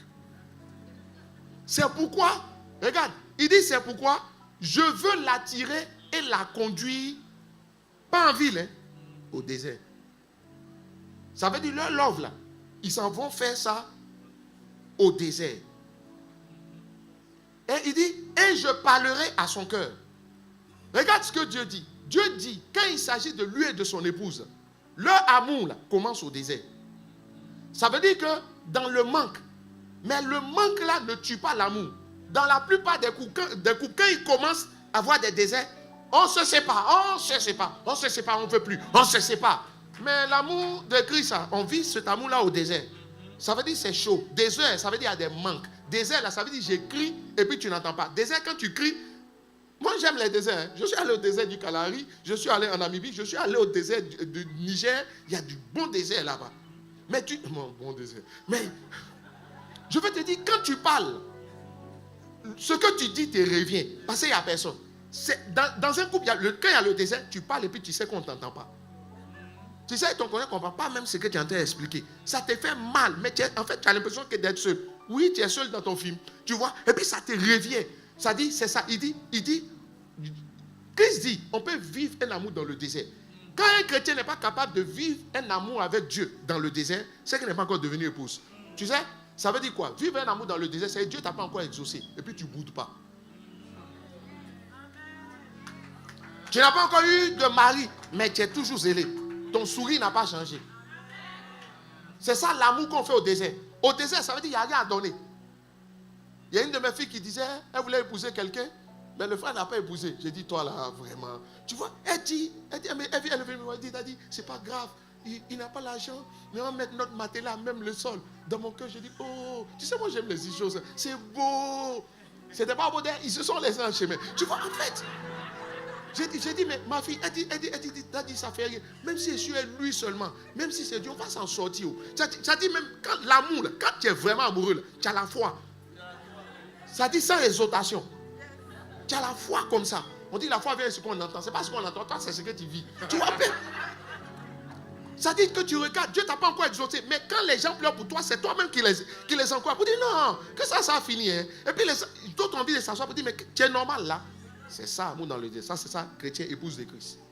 Abondance, comme disait ton avec Christ. Et puis, on ne change pas. Tu vois, quelquefois, ton visage t'est trahi. Mais une femme bien, un homme bien, là, quand il y a des problèmes dans votre couple, là, ce n'est pas dehors où vous venez montrer. Ça dit, quand on vient là, tout le monde, même si quelqu'un vous visite à la maison, vous tous riez. Vous avez compris, non? Riez. Mais pourquoi vous avez envie, au lieu de donner envie, vous voulez faire pitié? Ça dit, quand on vient là, c'est pas, vous dites, non, moi, je suis sincère, moi, je suis sincère. Tu es immature, ouais. Tu vas dire, je suis sincère. Tu es sincère, oui, mais tu es immature. On est d'accord pour ta sincérité, mais on constate ton immaturité. Ça n'a rien à voir avec tu caches les choses. Il y a juste que, comme tu es sincère, là, pourquoi tu n'appelles pas ton enfant pour te dire ce que ton mari t'a fait? Pour dire non, mais vraiment, ta maman n'est pas bien. Hein, tu vois? Et puis tu commences à parler. Un gars normal va te dire, mais toi, ça va là? Mais toi, vous ne pouvez pas faire l'ordre. Toi, ton love, ça doit être dans l'abondance. Il vient, il dit, oh, Dieu est bon. Toi, Dieu est bon quand il y a témoignage. Quand j'entends des gens venir dire, Dieu est bon, quand ils commencent leur témoignage, même ça me fait mal en même temps. J'ai dit, vous êtes en train de démontrer, que vous êtes en train de prouver au Dieu lui-même que il y a une qui est venue me trouver un jour, elle dit, vraiment, tu es un homme de Dieu. J'ai dit, mais comment ça? Elle dit, mais quand tu parles, Dieu fait. Je lui ai dit, dans mon cœur, j'ai dit, un jour, il a parlé, mais Dieu ne va pas faire. C'est là il va voir que si je suis un homme de Dieu. Comme tu dis, c'est maintenant que tu dis je suis un homme de Dieu. Ça veut dire certainement tu as dit je ne suis plus un homme de Dieu.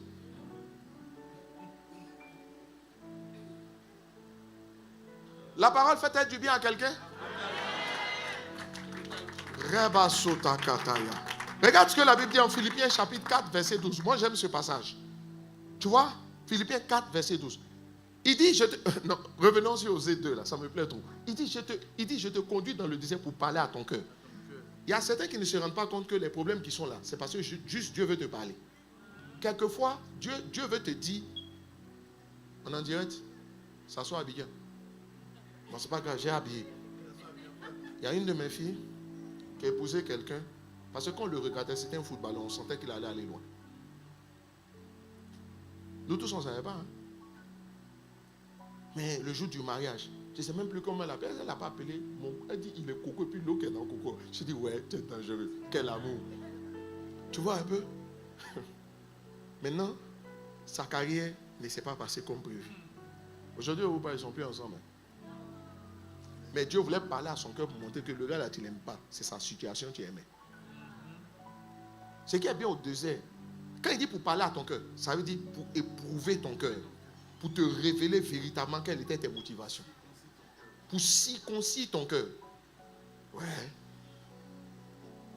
Quelquefois, d'autres commencent leur relation. Puis quelqu'un qui était bien, il commence à avoir des problèmes. Dieu, peut-être que Dieu veut te montrer. Il veut te montrer quelles étaient tes vraies motivations. Peut-être que tu es parti parce que tu as vu la gloire. Et quelquefois, pour que Dieu change la situation du gars, il faut que juste toi, tu te confesses. Ce n'est pas lui. Lui, il a été prié pour que Dieu change. Mais c'est pour parler à toi, ton cœur. Donc, c'est à cause d'elle, c'est à cause de lui le problème. Je ne sais pas si tu comprends. Ouais. Et puis, pendant qu'en même temps, elle s'est plaint. Il faut reconnaître devant Dieu pour dire, oh Seigneur, dans le fond, là, j'ai vu lui, là, il y avait Armstrong qui voulait m'épouser. Il y avait lui, Rigobert qui veut m'épouser. Mais j'ai vu que Rigobert, quand même, quand un repas bien cuit, et puis un repas pas bien cuit, il ne faut pas que j'ai de la gastro-entérite. Donc j'ai fait un choix, mais ton choix était un choix du moment. Mais donc, quelque part, comme Dieu veut relancer votre couple, parce que c'est de l'instabilité, il va le mettre en difficulté pour éprouver ton cœur. Ce qu'il faut pour que le mal s'arrête, c'est dire, Seigneur, je me confesse. C'est parce que j'ai vu quelque chose que je suis venu. Il ne faut pas aller lui dire, tu ne vas pas te chasser. Tu vois, voilà, tu dis. Non, il y a des choses. Quelquefois, on peut être sincère, puis on a sincèrement tort. Ça veut dire que tu n'aurais pas dû faire ça.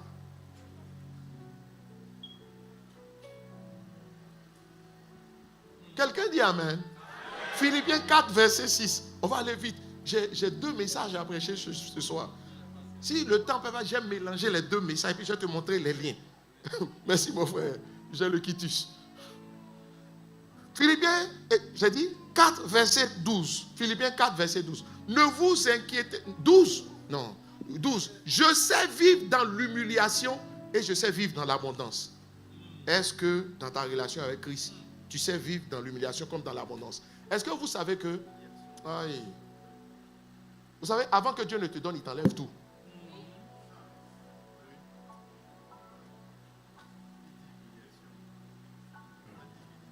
Il n'a pas dit humilité. Hein? L'humiliation. Humilité, c'est toi-même qui t'abaisses. Humiliation, on t'impose. L'apôtre Paul, il était arrivé à un stade où il dit que c'est ma vie. Il dit de toute façon, on est ici. Il n'y a rien qui va me faire retourner en arrière. Il n'y a rien qui va m'amener à remettre en cause mon engagement. Rien, de rien, de rien. Est-ce que ça veut dire que je ne vais jamais pleurer? Oh non, pleurer n'est pas un problème. Mais ça veut dire même si je pleure, la Bible dit même avec un visage joyeux, le cœur peut être triste. Ça veut dire que même avec un visage triste, le cœur peut être joyeux. Pareil. Ça veut dire même si je pleure, j'aime me lever. Bon, je ne m'amuse pas à lui. On est ensemble. On est ensemble. Est-ce que tu peux faire ces prières-là? Au début, quand j'essayais, j'ai dit non. Au début, j'ai dit, il faut que je devienne plus spirituel. J'ai dit, Seigneur, je te suivrai même dans l'humiliation. Mon homme extérieur a dit, tais-toi. Mon homme extérieur a dit à mon homme intérieur, c'est quelle prière tu fais? Tu m'as donné mon avis? Oui, il y a 2 personnes en toi, ton homme extérieur et ton homme intérieur. L'homme extérieur, lui, il est sur la terre. L'homme intérieur, c'est le ciel. L'homme extérieur dit, toi, tu es à l'intérieur, moi, je suis sur la terre. Qu'est-ce que tu fais? Tu m'as donné mon avis. On n'a pas dit si 2 s'accordent pour demander. On ne s'est pas accordé. Et puis tu demandes. J'ai compris que je n'étais juste pas prêt pour cette prière. En ce temps-là.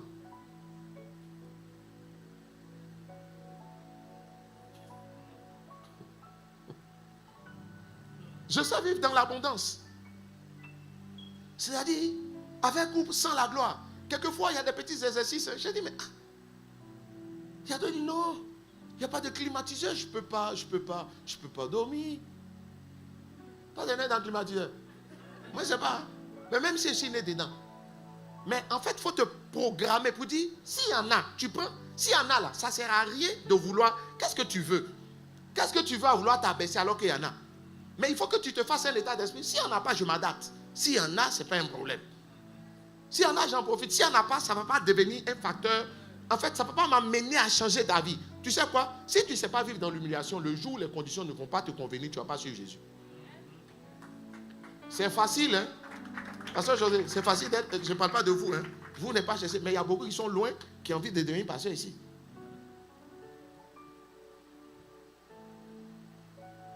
Mais comme vous n'êtes pas attaché à ça, Dieu vous maintient. C'est parce que vous n'êtes pas attaché à ça que Dieu vous fait pasteur dans un environnement comme ça. Mais c'est parce que d'autres sont attachés qui sont pasteurs à Tipa. C'est dans un coin. Ouais, c'est le nom d'un village que je viens d'imaginer. Ouais, on va dire ça comme ça. Sinon, ça existe. Tu vois? Quelquefois, tu dis, oh non, Dieu. Non, ce n'est pas ta prière qui a fait. Dieu connaît ton cœur.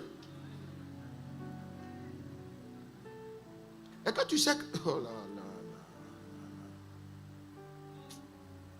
Je vais avancer à cause du temps. Il dit, en tout et partout, j'ai appris à être rassasié et à avoir faim.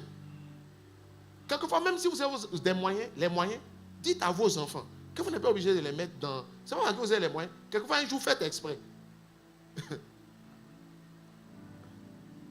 Je connais quelqu'un qui était un grand directeur. Ici, ce n'est pas le cas.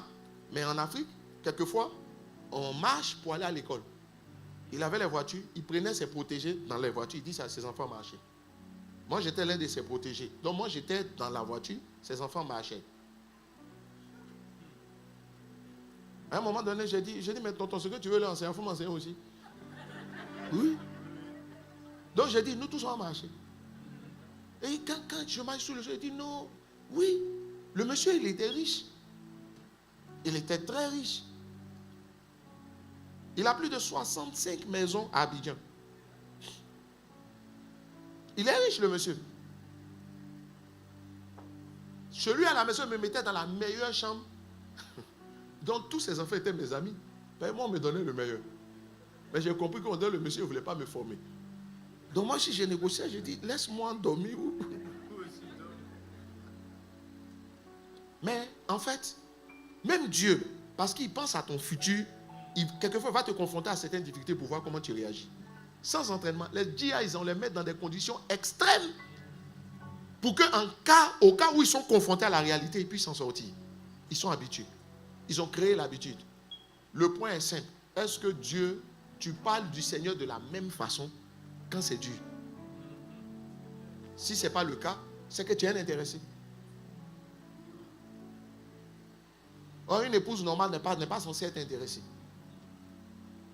Enfin.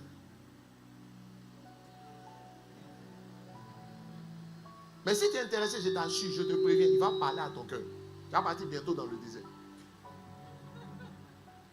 Parfois, votre affaire ne va pas tenir longtemps. Deuxième élément. Oh, si je n'ai pas pu arriver sur l'aspect où on parle au Saint-Esprit, mon frère, j'ai écrit un livre, mais malheureusement, je ne suis pas venu avec l'Esprit sur nous. Et je te parle de la communication avec la personne du Saint-Esprit. Si je ne suis pas arrivé là-bas, le livre va faire la suite. Mais laisse-moi poursuivre dans mon message, s'il te plaît. Are you with me? Mais ce soir, vous ne criez pas. On dirait qu'il y a un truc qui ne va pas. Mais il n'y a pas de pouce. Ou bien je n'ai pas le droit de pousser. Moi-même, je te dis, la prière, quand j'ai commencé, quand mon être intérieur a parlé à mon être intérieur, je lui ai dit, mon gars, quelle affaire d'humiliation ça? Dans l'abondance comme dans la disette. J'ai dit, s'il y a beaucoup, ça fait quoi? Mais aujourd'hui, je peux faire la prière tranquille. Mais tu sais pourquoi je peux faire la prière? Et je vais te parler. Regarde, il faut que j'avance. Tu sais pourquoi je peux faire la prière? Parce que je sais que j'ai franchi par la grâce de Dieu parler avec Christ. Un jour, mon fils m'a regardé, il dit, papa, tu as voyé, regarde ma carte. Et puis il dit, quoi? tu as voyagé en écho. J'étais choqué. J'ai dit, mais petit, pourquoi pas? Il dit, non, c'est pas possible, papa. C'est pas possible. J'ai dit, dans mon cœur, je me suis dit, ce petit-là, il faut que je lui apprenne quelque chose. Parce que, non, il faut qu'il apprenne quelque chose. J'ai dit, mais pour lui, c'était comme un drame. J'ai dit, mais petit, c'est ce que je prenais. Il dit, non, c'est pas possible. Il dit, et puis, il dit, mais papa, c'est quoi? Tu n'as plus d'argent? J'ai dit, mais je n'avais pas d'argent. Mais en fait, je ne sais pas si tu veux comprendre. J'ai dit, non. J'ai trouvé que le billet était trop cher. Donc j'ai pris. Il dit, ou bien tu pries plus bien. Il m'a dit ça. J'ai dit, petit, même si je prie, je trouve excessif. Ce que j'ai trouvé juste excessif. Et je ne vois pas pourquoi, même si c'est 6 heures de vol, je dois payer ça. Et le Seigneur me dit, il dit, tu étais comme ça.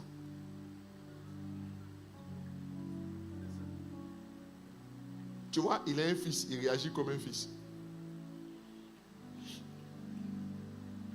Un chrétien à la manière de fils va réagir comme ça. Un chrétien à la manière de l'épouse, il va dire, ce qui fonde notre relation, c'est pas ce que tu nous donnes. En fait, c'est le fait qu'on soit ensemble. Deuxième caractéristique.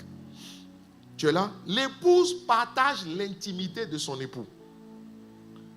Ça veut dire que le chrétien qui est parvenu à la dimension de l'épouse, il est devenu un intime de Dieu. Tu vois, et ça se caractérise par 2 éléments. Je vais essayer d'aller vite là. C'est-à-dire une vie de prière intense, constante. Tu vois, ça va te choquer. Mais il prie régulièrement et puis il prie abondamment. Il prie longtemps. Mais parce qu'il aime passer du temps avec Dieu. Mais dans ses prières, ce n'est pas rempli de requêtes, je l'ai dit tout à l'heure. C'est l'expression, en fait, il parle de Dieu à Dieu quand il prie. Il parle de Dieu. En fait, il dit son admiration pour Dieu. Tu sais quoi? Moi, je prie avec les prières du Nouveau Testament. Regarde, dans les prières du Nouveau Testament, il n'y a pas donne-moi. Il n'y a pas mange. C'est qu'il illumine les yeux de vos cœurs. Tu vois un peu que Christ soit bâti en vous. Tu vois ces choses-là. Je prie avec le Nouveau Testament. Et puis je fais des prières du Nouveau Testament. Est-ce que le don est... Oui, il y a le don. Mais en fait, le don, ça ne commence pas par le don. Ça commence par... Oh Seigneur, ça commence par ce qu'on pense de Dieu. Il dit à Dieu ce qu'il pense de Dieu. Quand il prie. Et je vous ai dit ici hier que l'intimité ne réside pas dans le fait de prier beaucoup, mais dans ce qu'on se dit, ce que tu dis à Dieu quand tu pries. Mais l'épouse, elle est dans l'intimité de l'époux. Donc elle passe du temps. Là, son attitude vis-à-vis de la parole est extraordinaire. Tu es dans la parole. Pourquoi? Parce que tu veux être avec Dieu. Mais comment on est avec Dieu? Au travers de la prière. Comment on est avec Dieu? Au travers de l'adoration. Comment on est avec Dieu? Au travers de la méditation. Comment on est avec Dieu? Au travers de l'écoute des messages. Quelqu'un qui écoute beaucoup les messages, il veut être avec Dieu parce que la parole, c'est la méditation. Moi, je suis constamment dans l'écoute de la Bible audio. Je suis constamment dans l'écoute des enseignements. Et Dieu m'a dit, il dit on n'écoute pas seulement pour entendre. Quelquefois, tu es ton conjoint, vous ne vous dites rien d'important. Ce n'est pas que vous êtes en train de construire. C'est juste vous êtes en train de parler. Vous êtes en train de causer. Il dit, quelquefois, je laisse les enseignements. Ce n'est même pas que j'écoute, ça n'a qu'à jouer. Il faut que mon être soit immergé dedans. C'est-à-dire, il y a un attachement particulier à la parole. Voilà ce que je vais dire. Et je comprends maintenant ce que le pasteur Bénin avait dit. Est-ce que tu sais que chaque fois, le fait que tu pries... Attends, je vais te dire ce que j'ai écrit. Quand tu arrêtes de prier ou de méditer, c'est un indicateur que ton amour pour Dieu a pris un coup.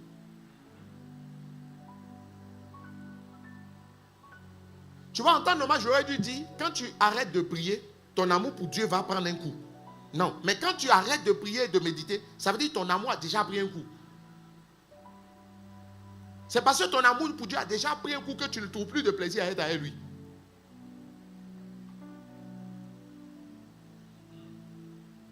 La question qu'il faut te poser, à quel niveau d'amour? Quand tu médites peu, quand tu pries peu, tu vois, et que tu te relâches, ça devient secondaire pour toi. Ton amour pour Dieu est en train de baisser. C'est ça l'indicateur.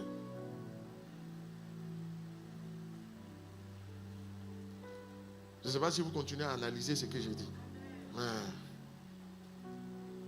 Ou bien c'est la fatigue maintenant. Bon, c'est toujours plus facile d'être celui qui parle plutôt que d'être celui qui écoute. Hein. Je suis bien d'accord. Quelqu'un dit Amen. La dernière fois que tu as médité, tu médites, c'est quoi ta routine de la méditation? C'est quoi la routine? Un peu. Ça veut dire amour là, un peu aussi. C'est ça, la vérité, c'est celle-là. Non, c'est celle-là. Ouh là là. Ça m'a choqué quand j'ai réalisé. Il m'a dit, moi j'ai grandi en apprenant que si tu ne pries pas, tu vas baisser spirituellement. Mais tu sais, la vraie leçon, c'est parce que tu as baissé spirituellement que tu ne pries plus. Ah, maintenant vous avez compris. Voilà. C'est ça la vraie réalité. C'est parce que tu as baissé spirituellement que tu ne pries plus. Maintenant, Dieu te parle. Si tu ne pries plus, c'est parce que tu es devenu charnel, tu es en train de devenir charnel que tu ne pries plus. Ou bien que tu pries peu. Et puis ça ne te gêne pas.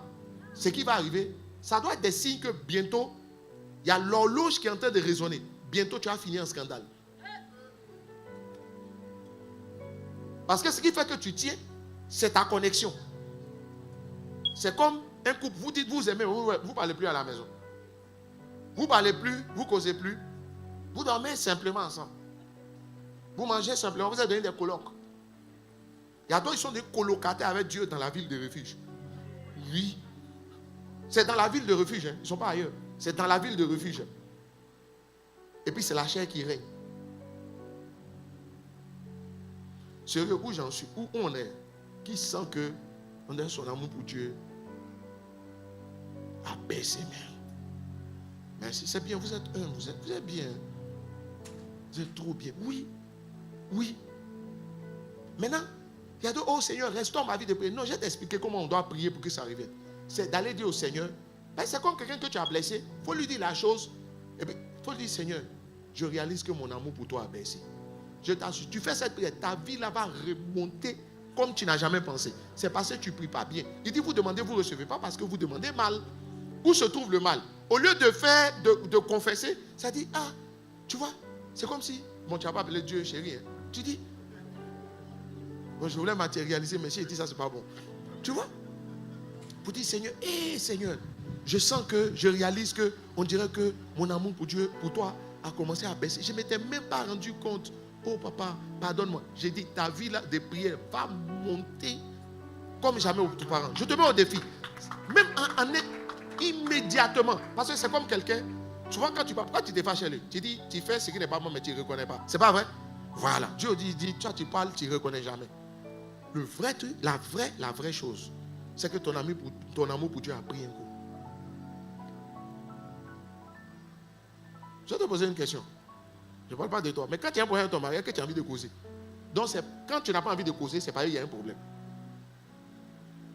C'est parce que ça ne va pas entre Dieu et toi que tu ne veux plus prier. C'est parce que ton amour a pris un coup que tu n'es plus en train de prier. C'est parce que ton amour a pris un coup que tu ne lis plus la Bible. Ou bien ton niveau a baissé. Ton amour a pris un coup. C'est en train de descendre. Donc, ça veut dire plus, si tu continues dans la voie, à un moment donné, l'amour va disparaître. Si ton amour disparaît, il faut que tu aimes quelqu'un d'autre. Il n'y a pas quelqu'un qui reste sans aimer quelqu'un. Bon, je ne sais pas si mon français est correct.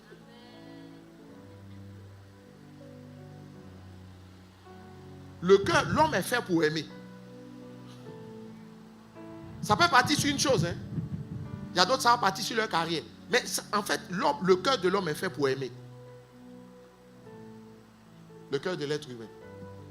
Bon, attends, il a quitté ici. Parce que les jeunes gens, ils disent, mais qu'est-ce qu'il dit? Quelqu'un dit Amen.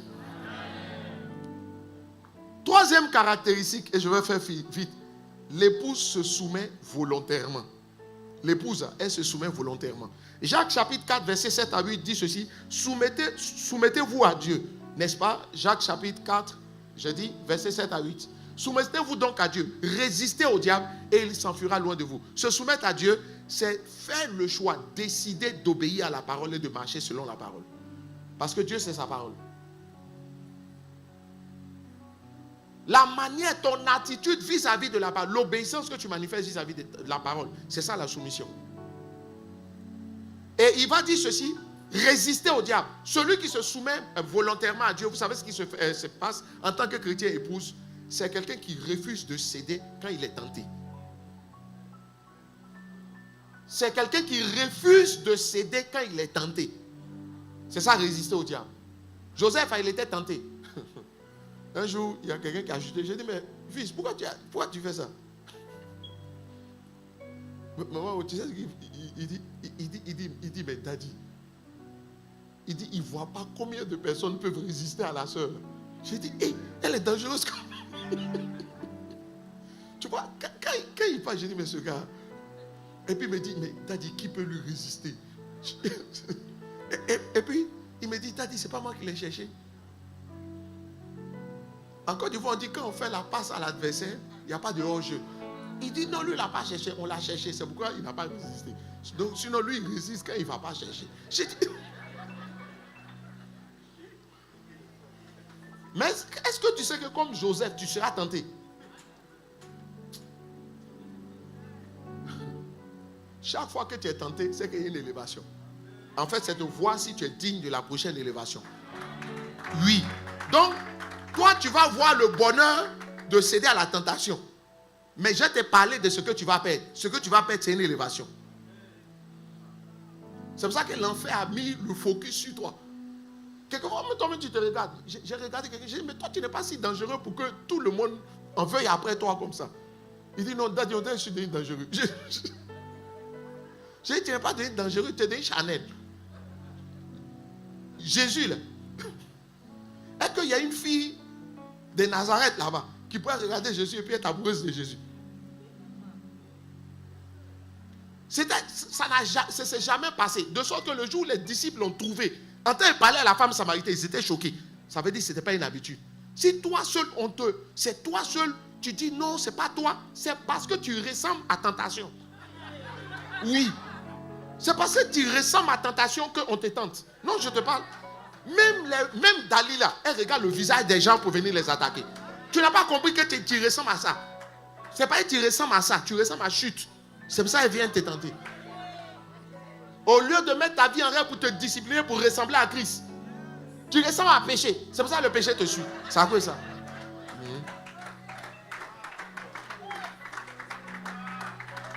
Et ce jour est dangereux. J'ai dit, mais tu ressembles à péché, petit. J'ai dit, petit, au lieu de monter en esprit, mais les disciples, je m'imagine, Pierre dit, ah, qu'est-ce qui arrive au maître aujourd'hui? Jean chapitre 4. Il entend parler à une fille, seule. On dit, non, mais ça, ce n'est pas les habitudes du maître. Il vient de me dire, mais maître, il y a quoi ici aujourd'hui? Ou bien, tu veux oublier la vocation? Non. Mais toi, c'est monnaie courante.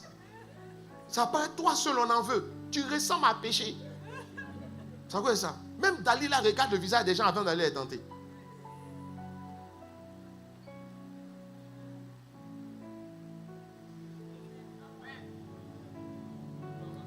Il faut que tu décides. C'est ça un chrétien épouse. Mais parce que, en fait, aide-moi s'il te plaît, aide-moi à trouver Jacques chapitre 4, 3 ou 4, je ne sais pas, où il dit adultère que vous êtes. Tu vois? Et il parle d'Ésaü comme profane, puis il dit adultère que vous êtes. En fait, le chrétien épouse, c'est comme une épouse. Tu ne peux pas tromper ton conjoint. C'est pas vrai? C'est pour ça que quand Satan vient te tenter, tu dis non, je ne veux pas céder. Mais il ne peut pas tromper l'époux. Un chrétien qui est parvenu à la dimension de l'époux, c'est celui comme Joseph qui sait que Jacques 4, verset 3, ou bien 3, 4. 4, 4. Jacques 4, 4. Il dit adultère que vous êtes. Non, donne-moi le verset 3 qu'on me comprenne mieux. Le verset 3. Vous demandez, vous ne recevez pas parce que vous demandez mal dans le but de satisfaire vos passions. Il dit la raison pour laquelle Dieu ne vous exauce pas, c'est parce que vous voulez satisfaire vos passions. Et puis il dit adultère. Or, on dit adultère, une épouse ou un époux qui a trompé son conjoint. Ça veut dire qu'il parle à une épouse. Il dit, vous demandez, vous ne recevez pas parce que vous n'êtes pas épouse. C'est ça. C'est ça le truc. Il dit, c'est parce que vous n'êtes pas encore devenu épouse que vous demandez, vous ne recevez pas. Maintenant, il dit, adultère que vous êtes. Vous avez trompé Dieu avec qui? Avec le monde. L'amour du monde, le fait de céder, quelquefois, c'est des petites choses. Quand tu es tenté de mentir pour te sortir d'affaires. Un jour, quelqu'un m'a regardé, il dit, ta fille, elle ment beaucoup, hein. Mais peut-être elle prie beaucoup. Elle aime Jésus. Et puis elle aime les épîtres. Tu vois, quand Dieu leur a dit adultère, en fait, tu me trompes quoi? Le mensonge. Mais tu t'assois, tu dis non, je ne peux pas tromper Dieu. Je ne peux pas tromper Dieu. Crois-moi, tu seras mis en position de trahir Jésus. Ben, l'adultère, c'est lui qui a trahi son serment. Ton serment a dit que les œuvres de la chair ne sont pas dans ton couloir. Mais quand on te met un peu sous pression, tu commences toi tout de suite. Tu rentres dans la compromission. Il dit soumettez-vous à Dieu, résistez au diable. Ça dit la tentation vient. Et puis il dit non. Je m'assois, je dis Seigneur, si ce n'était pas toi que depuis je suis dedans, mais à cause de toi. À cause de toi. Je ne peux pas m'amuser. Je ne peux pas te trahir. Adultère, c'est quelqu'un qui a trahi sa femme. Ou une femme qui a trahi son mari. On a trahi son conjoint, ça on dit adultère. Mais quand il dit adultère, ça veut dire tu l'as trompé, tu l'as trahi. Lui, il pensait que tu n'avais pas menti, mais tu as menti. Lui, il pensait que quand on t'a fait des avances pour les pots de vin, tu allais dire non. Mais tu as regardé tes avantages et puis tu as accepté. Adultère. Ça veut dire, tu étais épouse. On ne dit pas un enfant adultère. On ne dit pas un fils adultère. C'est une épouse, on dit adultère. C'est un époux, on dit adultère. Donc on n'est pas dans le contexte des chrétiens normaux.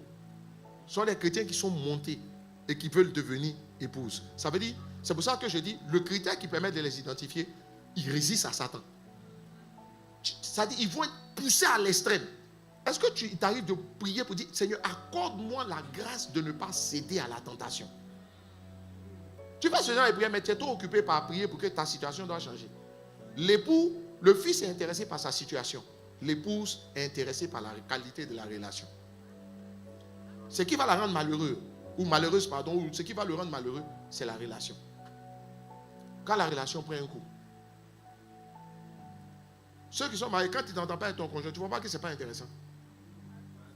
Oui. Ça dit, tu es bizarre.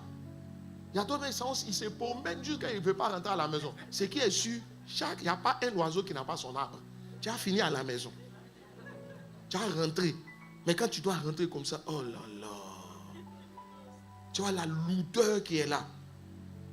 Quelquefois, la lourdeur dans ta relation avec Dieu, c'est pas Dieu en train de dire, on dit, tu m'as trahi. Ce quartier ici me plaît. Vous êtes sincère d'une manière. Je voulais passer ici pour vous trouver, mais il se trouve que les baffes vont siffler. Ils sont sincères comme ça. Quand tu parles, on te dit, je me souviendrai de vous toujours. Je n'ai pas tout passé de l'autre côté. On a l'onction là-bas. Oui. Ça dit, regarde ce que Joseph a dit quand il s'est retrouvé devant Madame Potiphar. Maman, ce n'est pas Madame Potiphar qui va aller dire que Joseph est sorti et moi. Donc il était sûr qu'elle n'allait pas dire. Quand toi tu es sûr que ça ne va pas se découvrir, tu fais ou tu ne fais pas? J'ai aimé la réponse de Joseph. Il dit, je ne peux pas faire ça au Seigneur. Il dit, je ne peux pas pécher contre Dieu. Et puis ensuite, contre Potiphar. Mais il dit, je ne peux pas pécher contre Dieu. Je ne peux pas faire ça, quoi. Je ne peux pas faire ça au Seigneur. Je ne peux pas trahir Dieu. Je ne peux pas. C'est un vrai chrétien épouse. Toi, dès qu'on tombe sur toi en même temps, oh! Si jusqu'à présent tu tiens, c'est parce que ce n'est pas encore venu. Oui. Si tu tiens, c'est parce que ce n'est pas encore venu. Je vais venir. Je viens dans ce quartier. Oui, il y a l'onction ici.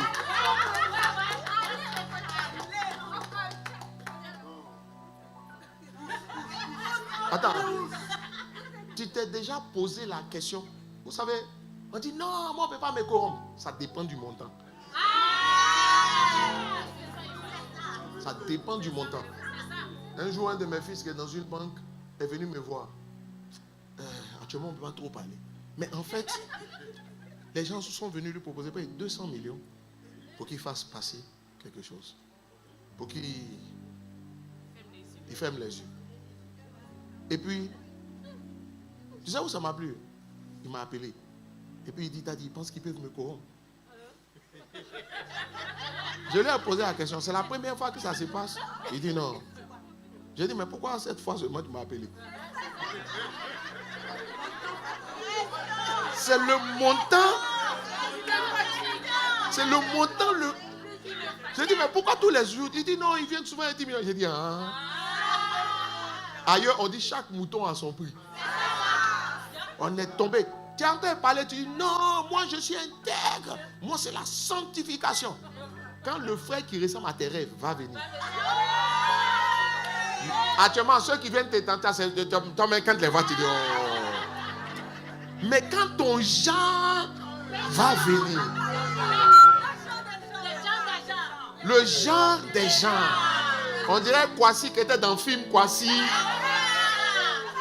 de Spark là. Ah! Mais quand on voit le gars, le gars il était. Et puis il vient. Quelquefois, même sa voix, seulement sa voix te fatigue, ça te sature. Tu commences à sciencer. Les autres qui ont fait, oh, tu vois, c'était pas ton genre. Mais le genre arrive. Où on est arrivé là? Non, Dieu veut te faire passer un niveau. Mon fils, j'ai dit, fils, on dirait cette fois-ci, tu veux prendre? Oui. Il m'a dit, Daddy, c'est pas mal, hein? Bon, j'entretiens des relations. J'ai dit, non, les gars, dites-moi les choses. On va prendre, on va rire, on va prier un peu. J'ai dit, tu vois, quand il m'appelle, il dit, Daddy, si tu n'es pas parlé. Il dit, ça fait 3 jours, je ne dors pas. J'ai dit, et puis c'est seulement maintenant. Il dit. Et puis papa dit, mais il pense qu'il va me corrompre 200 millions. Que moi, je suis incorruptible. Quelquefois, beaucoup de gens qui parlent là, c'est pas ils sont. La parole fait-elle du bien à quelqu'un?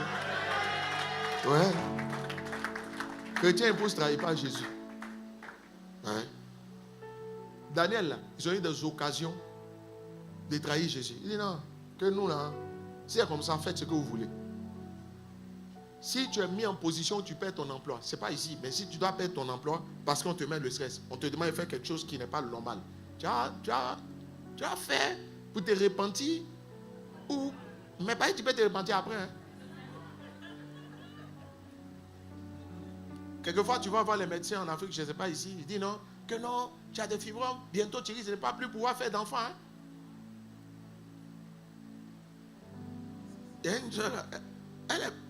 Comme elle sait que si elle a dans l'église, on la met sous dipi, elle a disparu de l'église.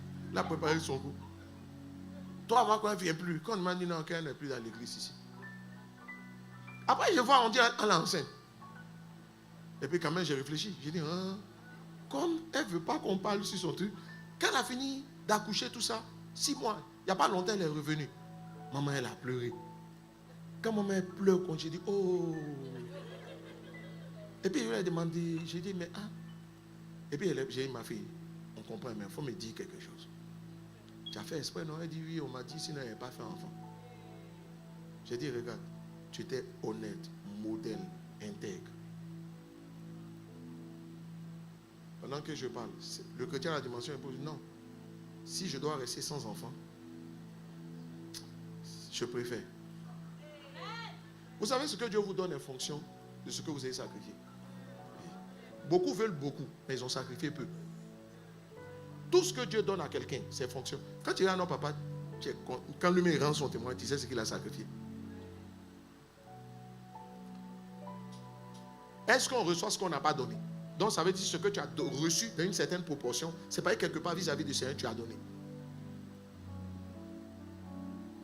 Celui qui donne, moissonne peu, donne peu, moissonne peu. Donc celui qui a moissonné beaucoup, c'est parce qu'il a donné peu, il a sacrifié beaucoup.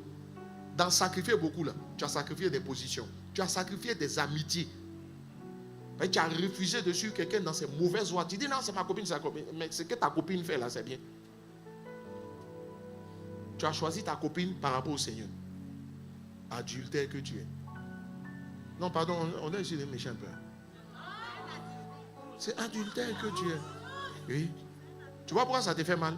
C'est parce que tu as fait, en fait, tu es dedans. Oui. Oui. Oui. Et que pour certains, Dieu te croit adultère. À cause de ton travail, on ne te voit plus à l'église. Adultère.